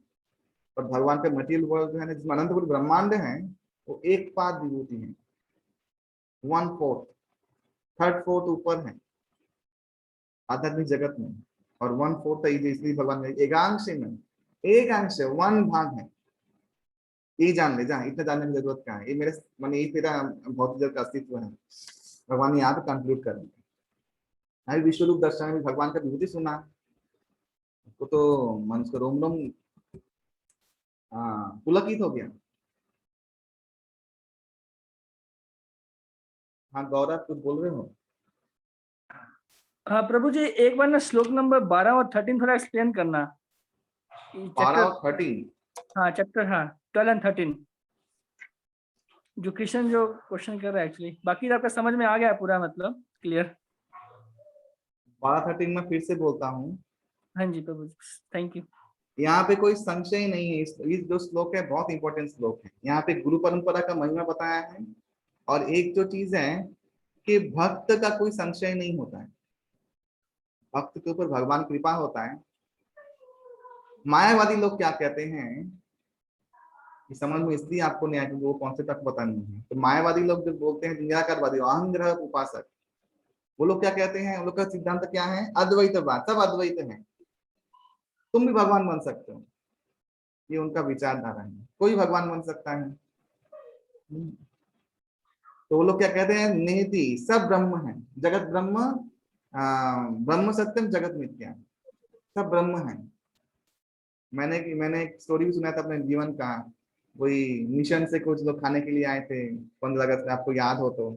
उसने कहा था, वो मांस खा रहे थे। मिथिका जी को उत्तर दिया था उन लोगों ने कि ब्रह्म ब्रह्म में लीन हो जाएगा। यानी खुद को ही ब्रह्म मान रहे हो, ब्रह्म तो ब्रह्म में। तो ये सब एकाकारवाद है, निराकारवाद है, इसे बोलते हैं मायावाद एक्चुअली। तो यहाँ पे कंफ्यूजन ये है कि भगवान ने तो 8वें अध्याय में आत्मा को ही ब्रह्म कहा है, और 14वें अध्याय में आगे जाके कहेंगे कि जो प्रकृति है उसको ब्रह्म कहा है। दोनों को ब्रह्म कहा है। तो अर्जुन को क्या कृपा है कि अर्जुन भ्रमित नहीं हुआ इन दोनों।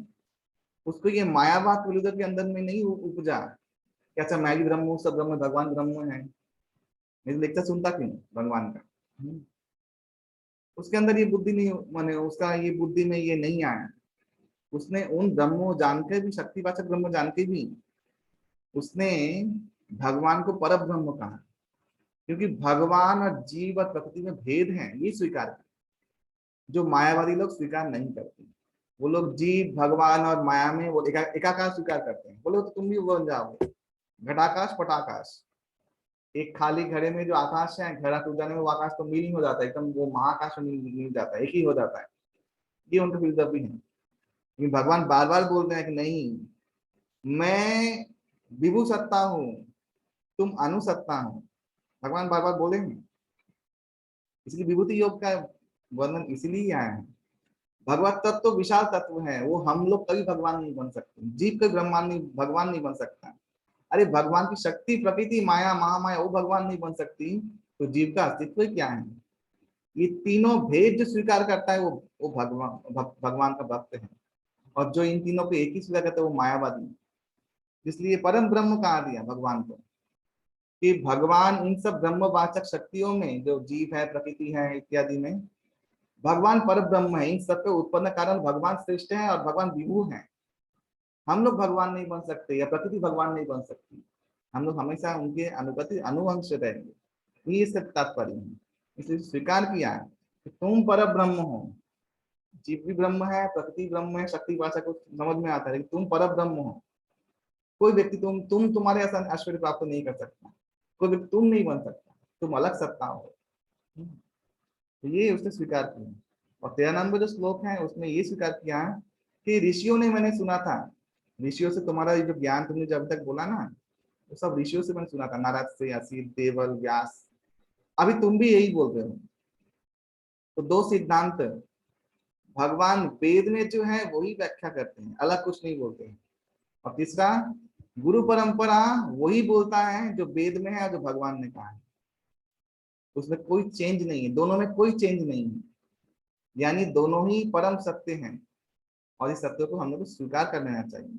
ये दो श्लोकों में ये चीज समझने लायक है हम लोग। आशा करता हूँ तुम समझे हो इस बात को। राइट। तो विश्व रूप अभी विविध जिन लोगों प्रभु, हे प्रभु, हे कृपा निधान, हाथ जोड़ लिया। अभी युद्ध बुद्ध भूल गया अभी उसको मारूंगा, इसको मारूंगा, ये करूंगा, वो सब भूल गया। हे प्रभु, एक इच्छा मन में है, क्या बोल।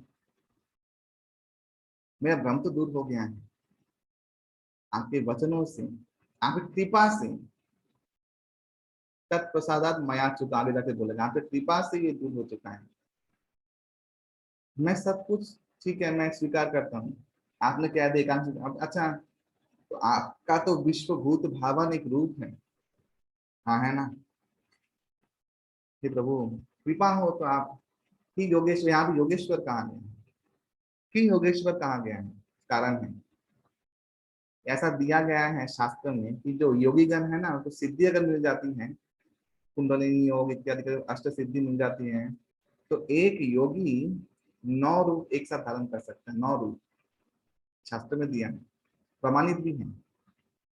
एक रूप से वो एक, लेकिन इन 9 रूप जो एक ही काम करेंगे, वो हाथ उठाएगा तो वो भी हाथ उठाएंगे, ऐसा है।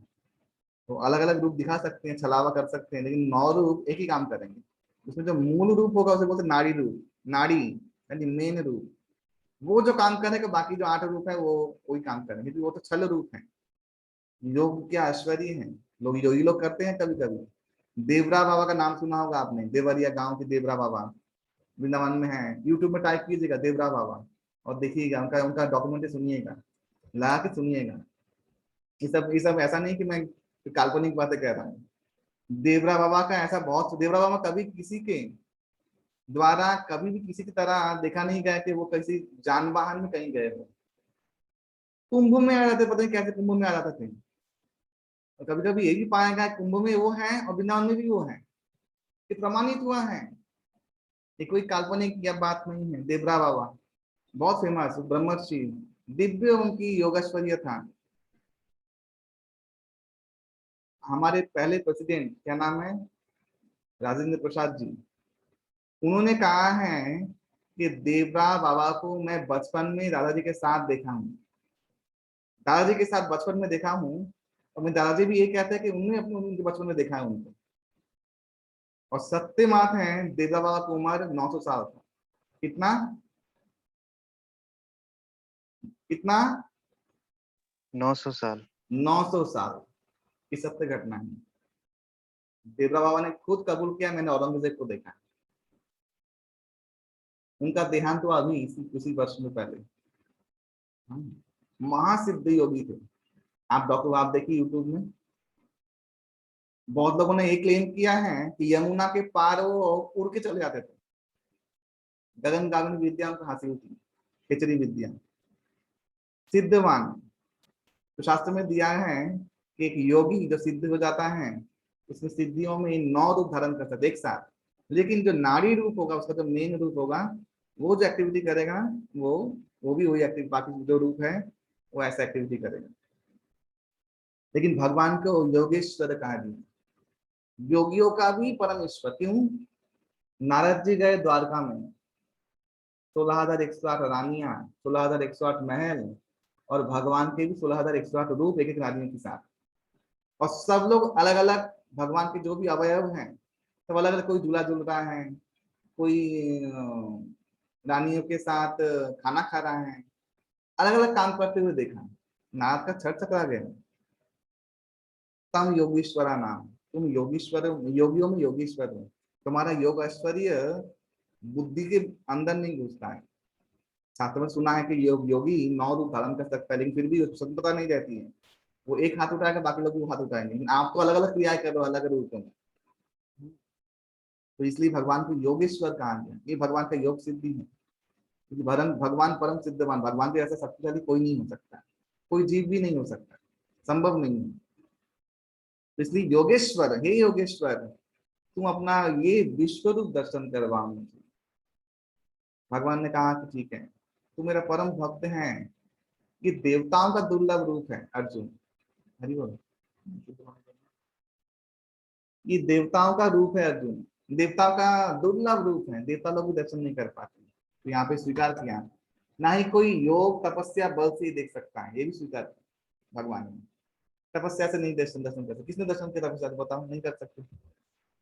हाँ, और ना ही देव और दानव में ये सामर्थ्य है रूप दर्शन करने का, दोनों में नहीं है। भगवान ने कहा है श्लोकों में, तू मेरा परम भक्त है। हाँ,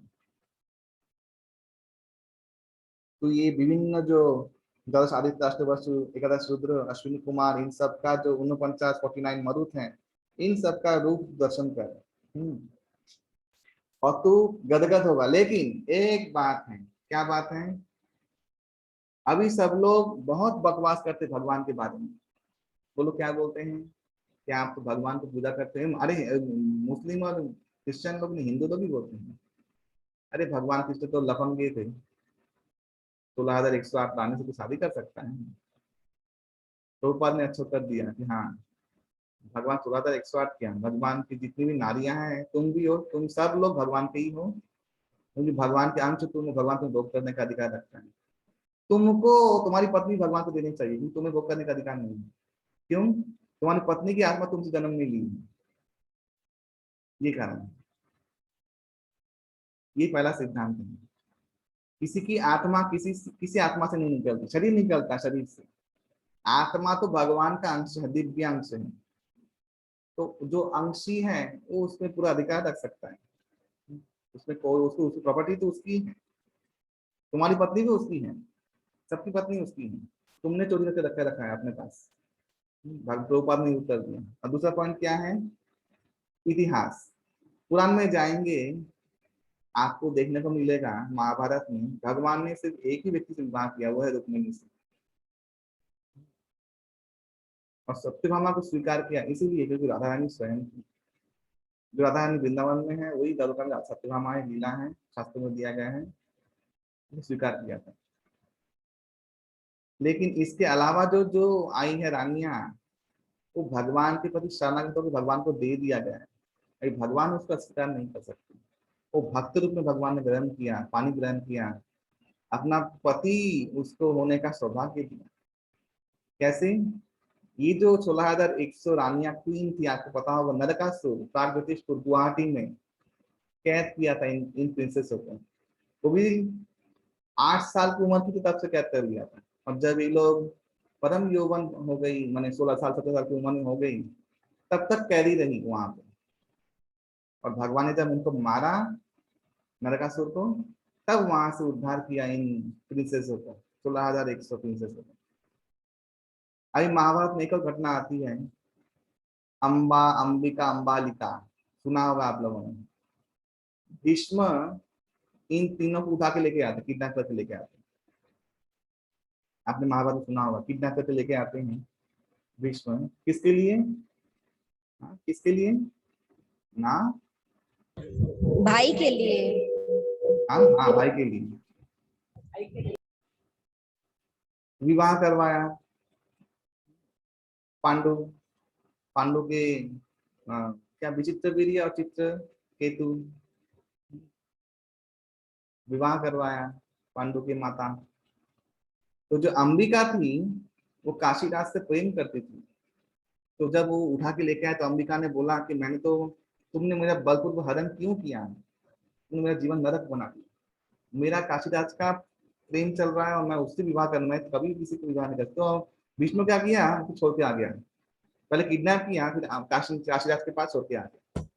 काशीराज ने पहले सुन लिया था किडनैप हो गई है, काशीराज ने उसको धिक्कार पर निकाल दिया अंबिका को। वही अंबिका फिर रोष की, बोले हे भगवान, इस भीष्म की वजह से मेरा जीवन नरक बन गया, तो मैं ही इसकी मृत्यु कारण बन, तपस्या किया। वही कौन बनी? शिखंडिनी। तो एक नारी को लेके गया, कुछ किया, शादी भी नहीं किया, एक दिन में ही छोड़ दिया। काशीराज ने उसको भी धिक्कार निकाल दिया, भागो यहाँ से, किडनैप हो गई तुम, पर पुरुष के स्पर्श में चली गई। तो ये 16,100 जो रानियां जो थी प्रिंसेस, ये तो नरकासुर के पास थी, वो भी इतने सालों तक। कौन शादी करता है इनसे? कौन विवाह करता? सब भगवान चरणों में रो पड़ी, बोला आप ही हमें परम पति हो, हम लोग जानते हैं आप भगवान हैं, आप छुपा नहीं सकते, ऐसे नहीं कहना कि आप शादी नहीं कर सकते। क्योंकि अभी हम लोग का जीवन में कोई, क्योंकि कोई स्वीकार ना, फैमिली स्वीकार करेगी ना कोई स्वीकार करेगा। कौन स्वीकार करेगा? हम लोग कहाँ जाएंगे हम लोग? तुम शरण शरणम हो, तब शरण शरण शरण शरण वस्तु तुम हो। तो प्रपद्य, मैं प्रपत्ति करता हूँ, आप स्वीकार कीजिए। ऐसे इनका विवाह हुआ, ये सत्य घटना है। प्रैक्टिकली सोचिए इस बात को। तो ये भगवान ही कृपामय है। भगवान उनको भी कृपा करते हैं जिनको समाज ने त्याग दिया है। और त्याग दिया था रानियों को। एक राजा उनके ऊपर ये करने, उंगली उठाने के लिए नहीं आया था। भगवान ने सबको लेटर भेजा कि आपकी जो आप नाम में जीतता है, ये सब तो आपकी क्या नाम है, महाकालेश्वर का, उज्जैन की है। तो नहीं आए उज्जैन के राजा। क्यों? किडनैप हो चुकी थी असुर के द्वारा, उसको ग्रहण नहीं कर रहे थे, अपना पिता खुद ग्रहण नहीं कर रहे थे। फिर भगवान ने उनको उच्च पद दे दिया कि नहीं, तुम लोग मेरे शरणागत भक्त हो, तुम लोग मेरे विवाह का सिर बन के मदद होगी और मैं सर्व रूप में तुम्हारी सेवा करूंगा। ये भगवान की कृपा है। लोग इसको कैसे व्यर्थ प्रेजेंट करते हैं, आप सोचिए, सोचने लायक बात है।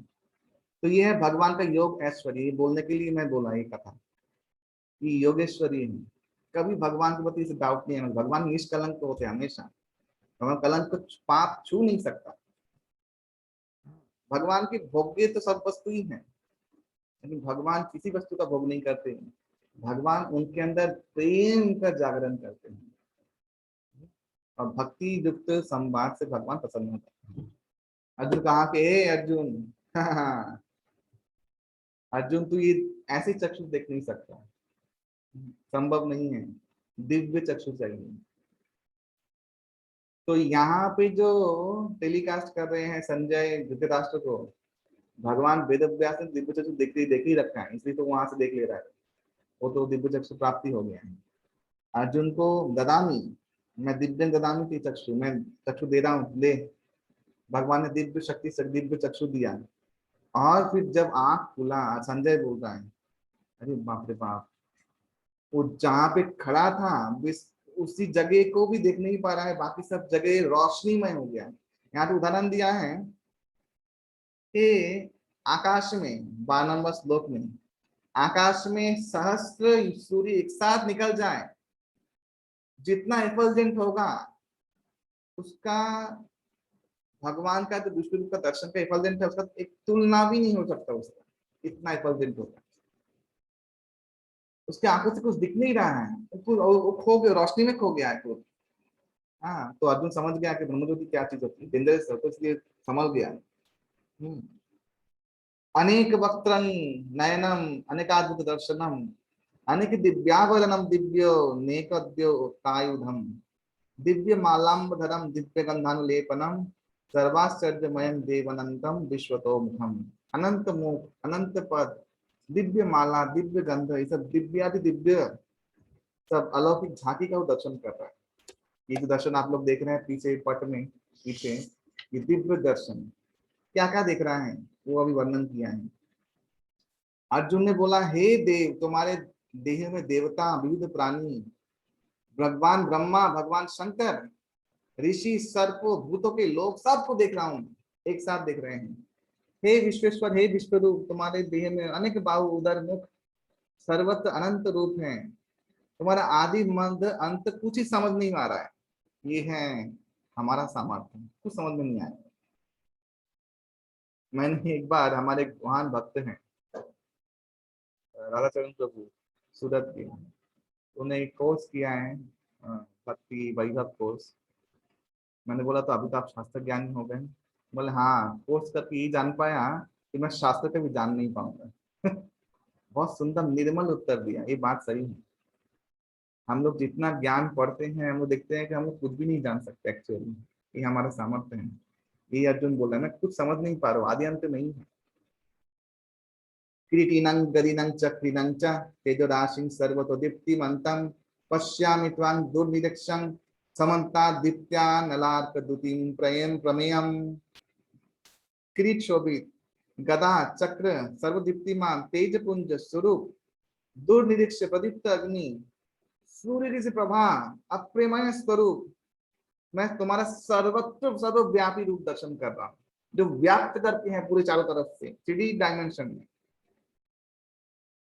मान लिया तुम पर ब्रह्म हो, एकमात्र ज्ञातव्य विषय हो, तुम विश्व के परम आश्रय, तुम ही आपके सनातन धर्म के रक्षक हो, सनातन परम पुरुष हो, ये मेरा अभिमत है। मैं तुम्हें आदि अंत मध्य में कुछ नहीं समझ पा रहा हूँ। तुम अनंत वीर्यशाली हो, अचंक बाहु चंद्र सूर्य, तुम्हारे 2 चक्षु हैं, चंद्र और सूर्य, तुम्हारा मुखमंडल में प्रदीप्त अग्नि ज्योति है, तुम श्री तेज में समस्त जगत समस्त संतप्त कर रहे हो। ये अर्जुन बोल रहा है। तुम ही एक सर्ग, तुम ही स्वर्ग मर्त के अंतरिक्ष द्वार दशदिक परिव्याप्त हो। हे महात्मन, तुम्हारा ये अद्भुत भयंकर रूप दर्शन करके त्रिलोक अत्यंत भीत हो रहा है, भय प्राप्त हो रहा है। समस्त देवताओं तुम्हारे शरण में आए हैं, तुम्हें प्रविष्ट हो रहे हैं। कोई डर से हाथ जोड़ के तुम्हारा गुणगान कर रहा है। महर्षि सिद्धगण, जगत के कल्याण हो, ऐसा प्रचुर स्तुति वाक्य तुम्हारे सामने सबक कर रहे हैं।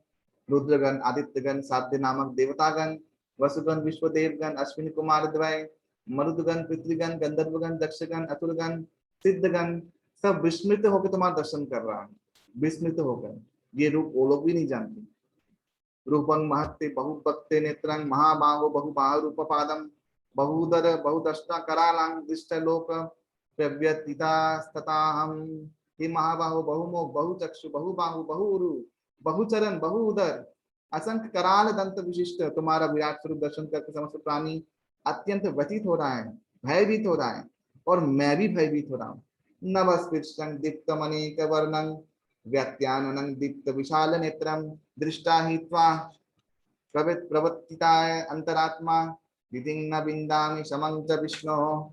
हे विष्णु, हे महाविष्णु, तुम्हारा आकाशवर्षी तेजोमय विविध वर्ण युक्त विस्तृत मुखमंडल उज्जवल आया चक्षु विशिष्ट तुम्हें देखकर मेरा हृदय कंपन हो रहा है। मैं धैर्य क्षमा सब कुछ खो जा रहा है। हे देवे जगन निवास भयंकर दंत युक्त प्रलय अग्नि तुल्य तुम्हारा मुख देखकर मैं भ्रमित हो जा रहा हूँ। मेरे शांति नष्ट हो रहा है। तुम प्रसन्न हो। प्रसीद प्रसीद देव जगन निवास, प्रसीद तुम प्रसन्न हो जाओ। और फिर इन श्लोकों में क्या बोला 26 से 30 में, ये देखने लायक श्लोक है 26 से 30, मार्क कीजिए। धृतराष्ट्र के पुत्र और उनके मित्र राजन्य वर्ग भीष्म द्रोण कर्ण समस्त कौरव सेना तुम्हारे कराल दंत विशिष्ट काल मुख में द्रुत वेग में प्रवेश कर रहा है।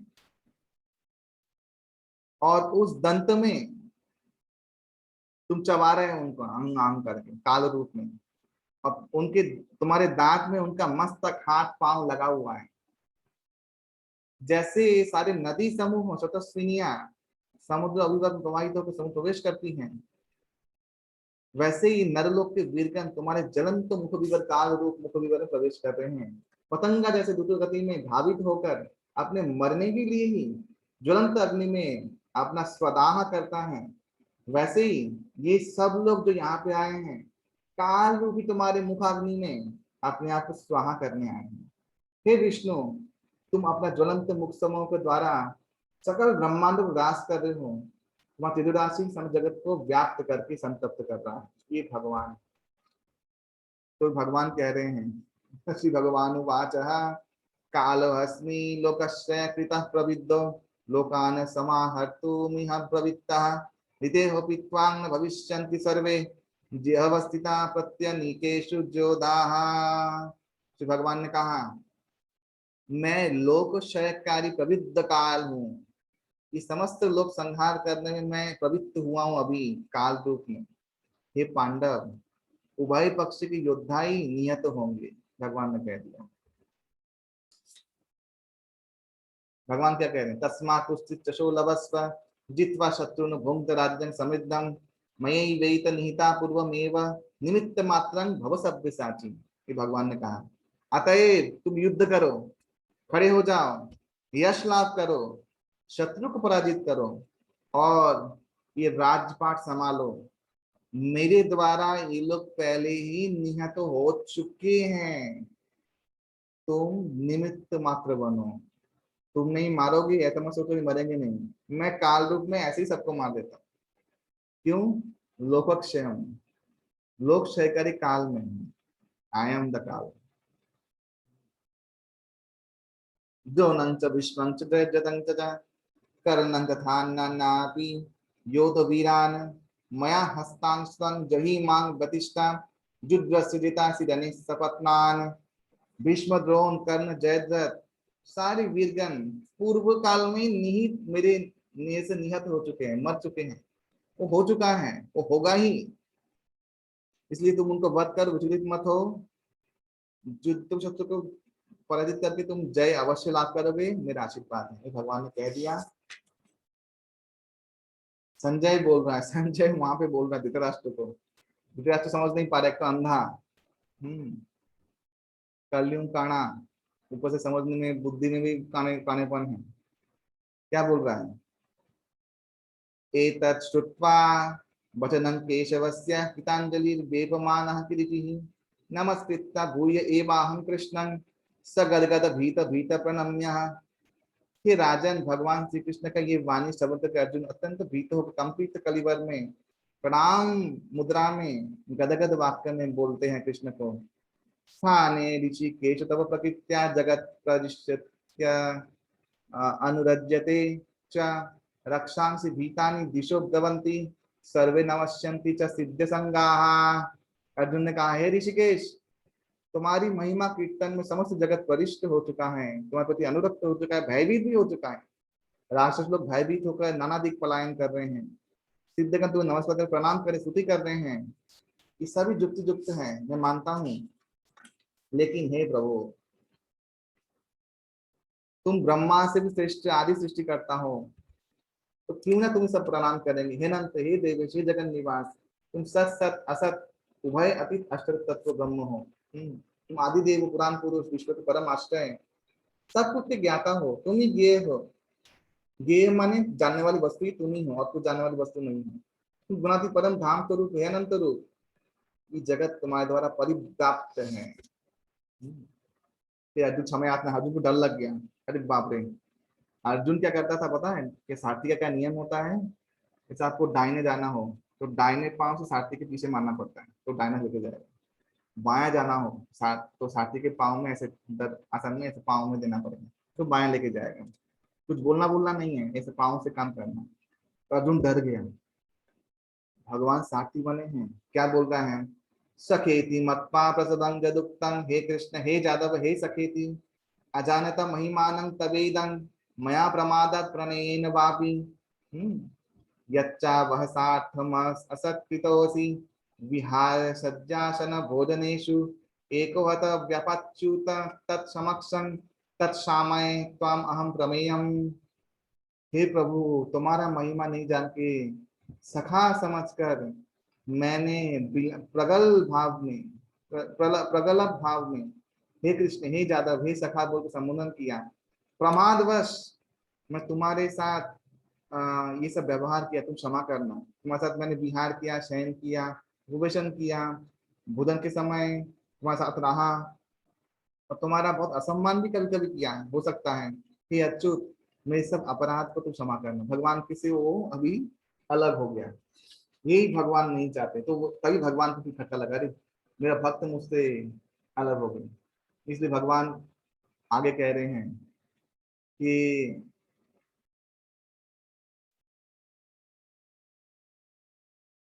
भगवान आगे जाकर कहेंगे कि नाही मोर प्रीति, क्या है श्लोक, ऐश्वर्य भावे नाही मोर प्रीति, ऐश्वर्य भाव में मेरा कोई प्रीति नहीं है। ये भगवान का ऐश्वर्य है। बहुत लोग भगवान का ऐश्वर्य देख के समीप में आते डरते भी और दूर भी रहते हैं। भगवान को ये मंजूर नहीं। भगवान ने बोला कि अरे मेरा मेरा प्रिय भक्त डर गया, अभी क्या होगा। ये तो कितना मैं आस्वादन कर रहा था, मुझे मुझे सखा मान रहा था, मैं इसको खाना पीना कर सब कुछ कर रहा था। ये भगवान का दिव्य रूप है और भक्त बस होता है। आप तो पितामह हो, सब कुछ भगवान को स्तुति कर दिया है। पेटितं गदिनं चक्रहस्तम् इच्छामि त्वां द्रष्टुमहं तथैव तेनैव रूप चतुर्भुजे सहस्रबाहव भव विश्वमूर्ते। हे प्रभु मैं डर रहा हूँ किसी कारण से, मैं वो संबंध रख नहीं पा रहा हूँ आपसे। आप अपना सौम्य रूप दर्शन कीजिए, दर्शन करवाएं, फिर उसको संबोधन कर दीजिए। शंख चक्र गदा पद्मधारी चतुर्भुज दर्शन करवाएं और मुझे कृतकृत्य कीजिए, जिस रूप से मैं आपको प्रेम कर पाऊं। श्री भगवान उवाचः मया प्रसन्नेन तवार्जुन नेदं रूपं पदं दर्शितमात्मयोगात्, तेजोमयं विश्वनन्तमाद्यं जन्मे तदन्येन न दृष्टपूर्वम्। भगवान ने कहा, हे अर्जुन प्रसन्न होकर तुम्हारे ऊपर मैंने अपने कृपा किया है, मैंने विश्व दर्शन किया जो किसी ने कभी नहीं देखा। नहीं तुम मुझसे भयभीत हो रहे हो। फिर अर्जुन कह रहे देखो, न वेद यज्ञ ध्यान नहीं दाने न च क्रिया भीन तपो भी रुद्रई, एवं रूप शक्य अहं निलोके द्रष्टुम त्वदन्येन कुरुप्रवीरः। हे कुरुप्रवीर, वेद अध्ययन सुन लीजिए, वेद अध्ययन यज्ञ दान पुण्य कठोर तपस्या, ये सब करने मात्र में भी मेरा एक अनुकंपा कोई लाभ नहीं कर पाता। ये बहुत रेयर है, ये भक्त भक्त लाभ करता है। तो तुम ये रूप देख के भयभीत हो रहे हो, कोई बात नहीं, मैं अपने सौम्य रूप भगवान भी समझ गया कि अभी इसके बस की बात नहीं है, अभी ऊपर से अभी ये डर जाएगा, मेरा भक्त बिगड़ जाएगा। संजय बोल रहे हैं, तो संजय ने फिर कहा कि भगवान वासुदेव ने अर्जुन को चतुर्भुज दर्शन कराया है, फिर द्विभुज रूप में, जैसे सौम्य रूप में थे वैसे रूप में दर्शन में आ गए। वो देख के अर्जुन दृष्ट मानुष रूपं तव सौम्यं अर्जुनार्दनः, इदानी नाम अस्मि संवित्त सचिता प्रकृतिं गतः। अर्जुन ने कहा, हे जनार्दन तुम्हारे सौम्य मनुष्य लिंग मूर्ति दर्शन करके मेरा चित्त स्थिर हुआ और मैं प्रकृतिस्थ हो रहा हूँ।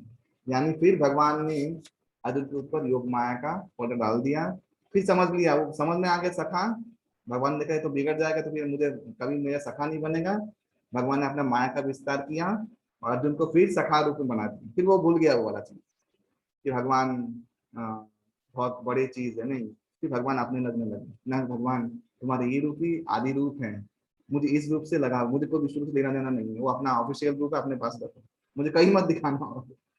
मैं डर गया हूँ, हाँ कभी मत दिखाना, और मुझे बुला विस्मृत विस्मरण कर देना, मैं भूल जाऊं ऐसा कर देना। तुम्हारे ये रूप जो है श्यामल मूर्ति श्याम सुंदर रूप त्रिभंग ललित मूलीधारी, ये रूप मेरे नयनों में अभिराम बसा रहे, ऐसा कृपा कर देना।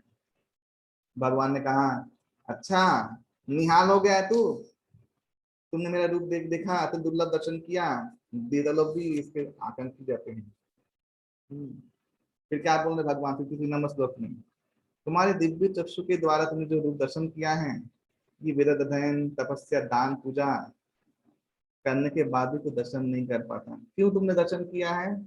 लास्ट कंफ्यूजन बोल दिया है। ये श्लोक याद करना चाहिए। भक्त्या त्वनन्यया शक्या अहमिं विदो अर्जुन ज्ञातुं द्रष्टुं च तत्तेन प्रविष्टुं च परन्तपः। अनन्या भक्ति, एकमात्र मेरी भक्ति जो करता है, जो अनन्य भाव से मेरे प्रति समर्पित हो जाता है, वो मेरे तत्व को जान पाता है। ज्ञातुं मुझे जान पाएगा, थोड़ा थोड़ा करके, द्रष्टुं में दर्शन कर पाएगा, और तत्तेन प्रविष्टुं में धाम में प्रविष्ट हो जाएगा। हे परम तप, तुमने वो किया है, तुम्हें ये सब लाभ मिला, ऋषि मुनियों को ये लाभ नहीं मिला, मिला तुम्हारे अनुकंपा से उन लोगों को लाभ मिला। देवता लोग भी पहले ये सब चीज नहीं देखे थे। एक बार क्या हुआ, हमारे व्रज में एक साधु आया, तो व्रजवासी तो नित्य भगवान के प्रेमी होते हैं, प्रेमी भक्त होते हैं। तो साधु टकटकी मार के देख रहा है, एकदम गांव के लोग नहीं होते हर गंवार टाइप के, यदि ब्रजवासी गंवार नहीं है तो देख रहा है, तो आंख फाड़ के साधु के ऊपर देखना, साधु को मारेगा, माने एम्बैरेसमेंट फील हो रहा है। तो बोले राम राम जय जय, मैं अमुक अमुक स्वामी महाराज हूँ। बोले अच्छा, उसने भी अपना नाम बताया, मैं ये हूँ, बीच का रहने वाला हूँ। बोले आपका और परिचय, उसने पूछा, ब्रजवासी में। तो बोलते हैं कि मैं भगवान श्री कृष्ण का, रामचंद्र का अनन्य भक्त हूँ। तुम्हारा परिचय, उसने पूछा साधु ने। बोले मैं कृष्ण का फनन्य भक्त हूँ। उस सुन के साधु घबरा गए। बोले अनन्य सुना, ये फनन्य क्या होता है? बोले आपने कुछ गलत कहा, फनन्य? बोले नहीं एकदम सही कहा, मैं फनन्य भक्त हूँ। बोले फनन्य, ये तो संस्कृत पढ़ा, इतना कुछ पढ़ा, कहीं फनन्य वर्ड तो कभी नहीं, गीता में तो अनन्य लिखा हुआ है, फनन्य क्या होता है? ब्रजवासी पूछता है अनन्य क्या होता है, पहले बताओ। बोले अनन्य ये है कि ब्रह्मा आदि देवों को भगवान की विभूति जानकर सिर्फ भगवान से ही जो शरणागत रहता है, आशा रखता है, और इन देवताओं को उनकी विभूति जानता है, वो है अनन्य भक्त। भगवान ही पालक है, भगवान ही रक्षक ही जानता है, तो वो है अनन्य भक्त। फिर ये साधु ने पूछा अभी बोलो फनन्य माने? ब्रजवासी ने उत्तर दिया कि भगवान कृष्ण छोड़कर और कोई आश्रय रक्षक है भी, ये भी नहीं जानता, उसे फनन्य भक्त बोलते हैं। और देवी देवताओं का अस्तित्व है भी, ये भी नहीं जानता, उसे फनन्य भक्त बोलते हैं। ये आंसर दिया है ब्रजवासी ने। तो ब्रजवासी लोग फनन्य भक्त होते हैं, तो अनन्य के ऊपर भक्त है, वो कृष्ण को उतना नहीं जानते। भगवान कह रहे हैं ना, 9वें चैप्टर में बोल रहे हैं भगवान कि मैं, मेरा मेरा 9वें चैप्टर में श्लोक में निकालता हूँ, आप लोग सुनिए, भगवान का खुद का वाणी, बहुत सुंदर श्लोक है, शायद मैं कल स्किप कर दिया। 29 नंबर श्लोक 9वें चैप्टर का, समोहं सर्वभूतेषु नामे द्वेषस्ति न प्रियः जे वदन्ति तु मां भक्त्या मयि ते तेषु तेषु चापि अहम्। मैं सकल के प्रति समभावापन्न हूँ, कोई किसी के प्रति मैं विद्वेष नहीं रखता हूँ, और कोई मेरा प्रिय भी नहीं है, लेकिन जो लोग मुझे भक्ति पूर्वक भजन करते हैं, मैं उनमें अवस्थान करता हूँ, वो लोग मुझ में अवस्थान करते हैं। और भागवतम में कहा है, जो लोग मेरी भक्ति करते हैं, साधु नाम हृदयम हम, साधु के हृदय में मैं रहता हूँ, और मेरे हृदय में साधु लोग रहते हैं।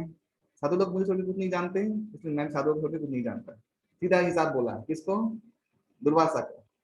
उसके बाद ही वो श्लोक बोला, अहम भक्त पराधीनो, मैं भक्त के पराधीन हूँ। तो इसलिए भगवान ने यहाँ पे कह दिया भक्त्या तनन्य, अनन्य भक्ति मेरे एकमात्र आश्रय में जो है वही ज्ञातुम द्रष्टुम च तत्तेन प्रविष्टुम च परन्तप, जान जाओ। हाँ, कोई प्रॉब्लम नहीं होगा। यहीं पे 10वां और 11वां अध्याय का निष्णात होता है, खत्म हो जाता है। अभी आप लोगों के प्रश्न हैं तो आप लोग पूछ सकते हैं। हरे कृष्णा। विभूति योग की जय। भगवान के विश्व रूप दर्शन की जय। किसी कोई प्रश्न है?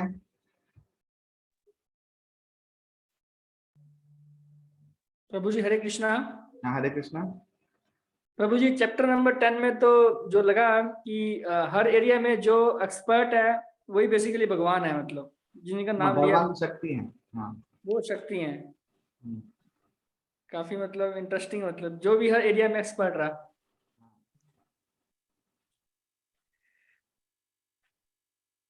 प्रेम कृष्ण प्रभु।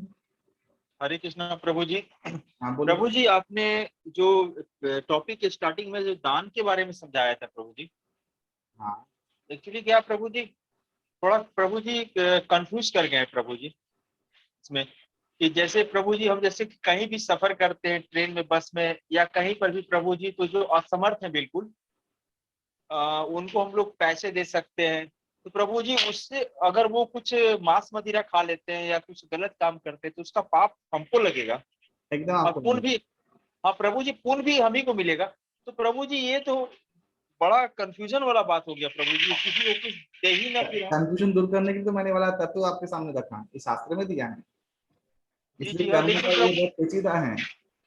प्रभु जी इसी कारण कंफ्यूज कर गए प्रभु जी कि अब क्या करें प्रभु। कंफ्यूजन तो प्रभु जी इसका मतलब हम किसी को फाइनेंशियल मदद ना करें? करें, फाइनेंशियल मदद करें, वो आगे चैप्टर में किसको करना है वो देखिए, किसको करना है। हाँ वो करना देखना होगा प्रभु जी। जी जी जी, हरे कृष्णा प्रभु जी। और कोई प्रश्न?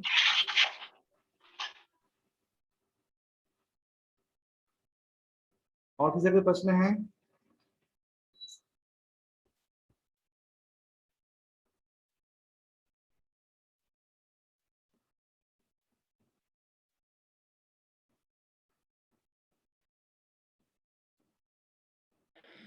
प्रभु जी ये क्वेश्चन है मेरा, चैप्टर अध्याय 9 में है।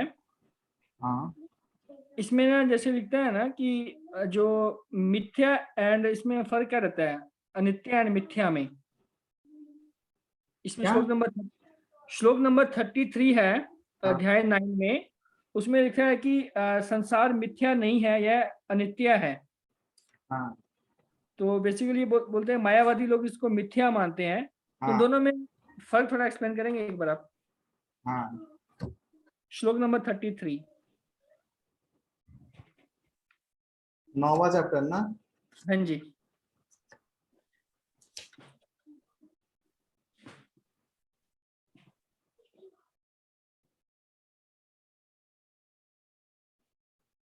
हाँ। संसार भगवान की शक्ति से उत्पन्न हुआ है, भगवान नित्य है, माया भी नित्य है, इसमें कोई संदेह नहीं है। ये तीन चीज हमेशा नित्य रही है, जीव, भगवान और माया। ये कभी ऐसा दिन नहीं था कि वो नहीं था बाद में हुआ, ऐसा नहीं था। ये तीनों चीज हमेशा से रहे हैं। कब से हुए हैं कोई नहीं जानता, शास्त्र में लिखा नहीं, भगवान भी नहीं जानते एक्चुअली। भगवान जान जाते तो भगवान तो ज्ञान के अंदर में आ जाते हैं, भगवान तो ज्ञानातीत है। तो नित्य है, लेकिन संसार का जो संसार में जो सुख दुख का आभास है वो अनित्य है, वो मिथ्या है, वो एक छल मात्र है एक्चुअली, ये आभास मात्र है। संसार नित्य है, संसार शाश्वत है, संसार में जो है वो नित्य नहीं है और वो ही सत्य नहीं है, वो असत्य है। मायावादी लोग क्या है, वो सबको असत्य ही मान ले, संसार को असत्य नहीं, संसार असत्य नहीं, संसार दिख रहा है, असत्य कैसे हो सकता है, उसका अस्तित्व है। भगवान ने खुद कहा है ना, एकांश जो जगत, भगवान ने खुद स्वीकार किया है लास्ट में 10वें अध्याय में। एकांश में स्थित हो जगत, मेरे एकांश में स्थित है जगत, स्वीकार किया है, तो जगत तो है, लेकिन उसमें जो सुख दुख का आभास होता है, जिसमें हम रमन करते हैं, वो सिर्फ छलावा मात्र है, वो अनित्य है, वो अशाश्वत है, वो असत्य है। यही भेद है। क्लियर? जी प्रभु जी, क्लियर हो गया। और किसी कोई प्रश्न है? आप लोगों को नोट दिया गया है 1 से 6 चैप्टरों का, देखा होगा पीडीएफ फाइल में। बहुत लोगों ने ऐसा बोला है कि बंगाली में करो, वो संभव नहीं है। गूगल ट्रांसलेट है, तुम लोग खुद करो और मुझे पीडीएफ वो दो, सेवा करो, थोड़ा सा हेल्प कर दो मुझे, तो करो, जिसको चाहिए तो लोग खुद करें, करके मुझे दे। हाँ, हिंदी फिल्म देख सकते हो और हिंदी पढ़ा के ट्रांसलेट नहीं कर सकते, ये तो विचारिता हो गया। तो ये नोट को आप लोग रखिए अपने पास। हर्ष कुछ बोलना है? नहीं प्रभु जी। और अनिमेश गायब ही हो गया, कहाँ है? तो गया लगता है। खैर ठीक है, तो हम लोग कल मिलेंगे। कल हम लोग 12-13 अध्याय करेंगे। ओके, हरे कृष्णा। श्रीमद् भगवद गीता की जय, श्री प्रभुपाद की जय। हरे हरे कृष्णा प्रभु। कृष्णा, हरे कृष्णा प्रभु जी। हरे कृष्णा प्रभु जी। हाँ। हरे कृष्णा प्रभु जी।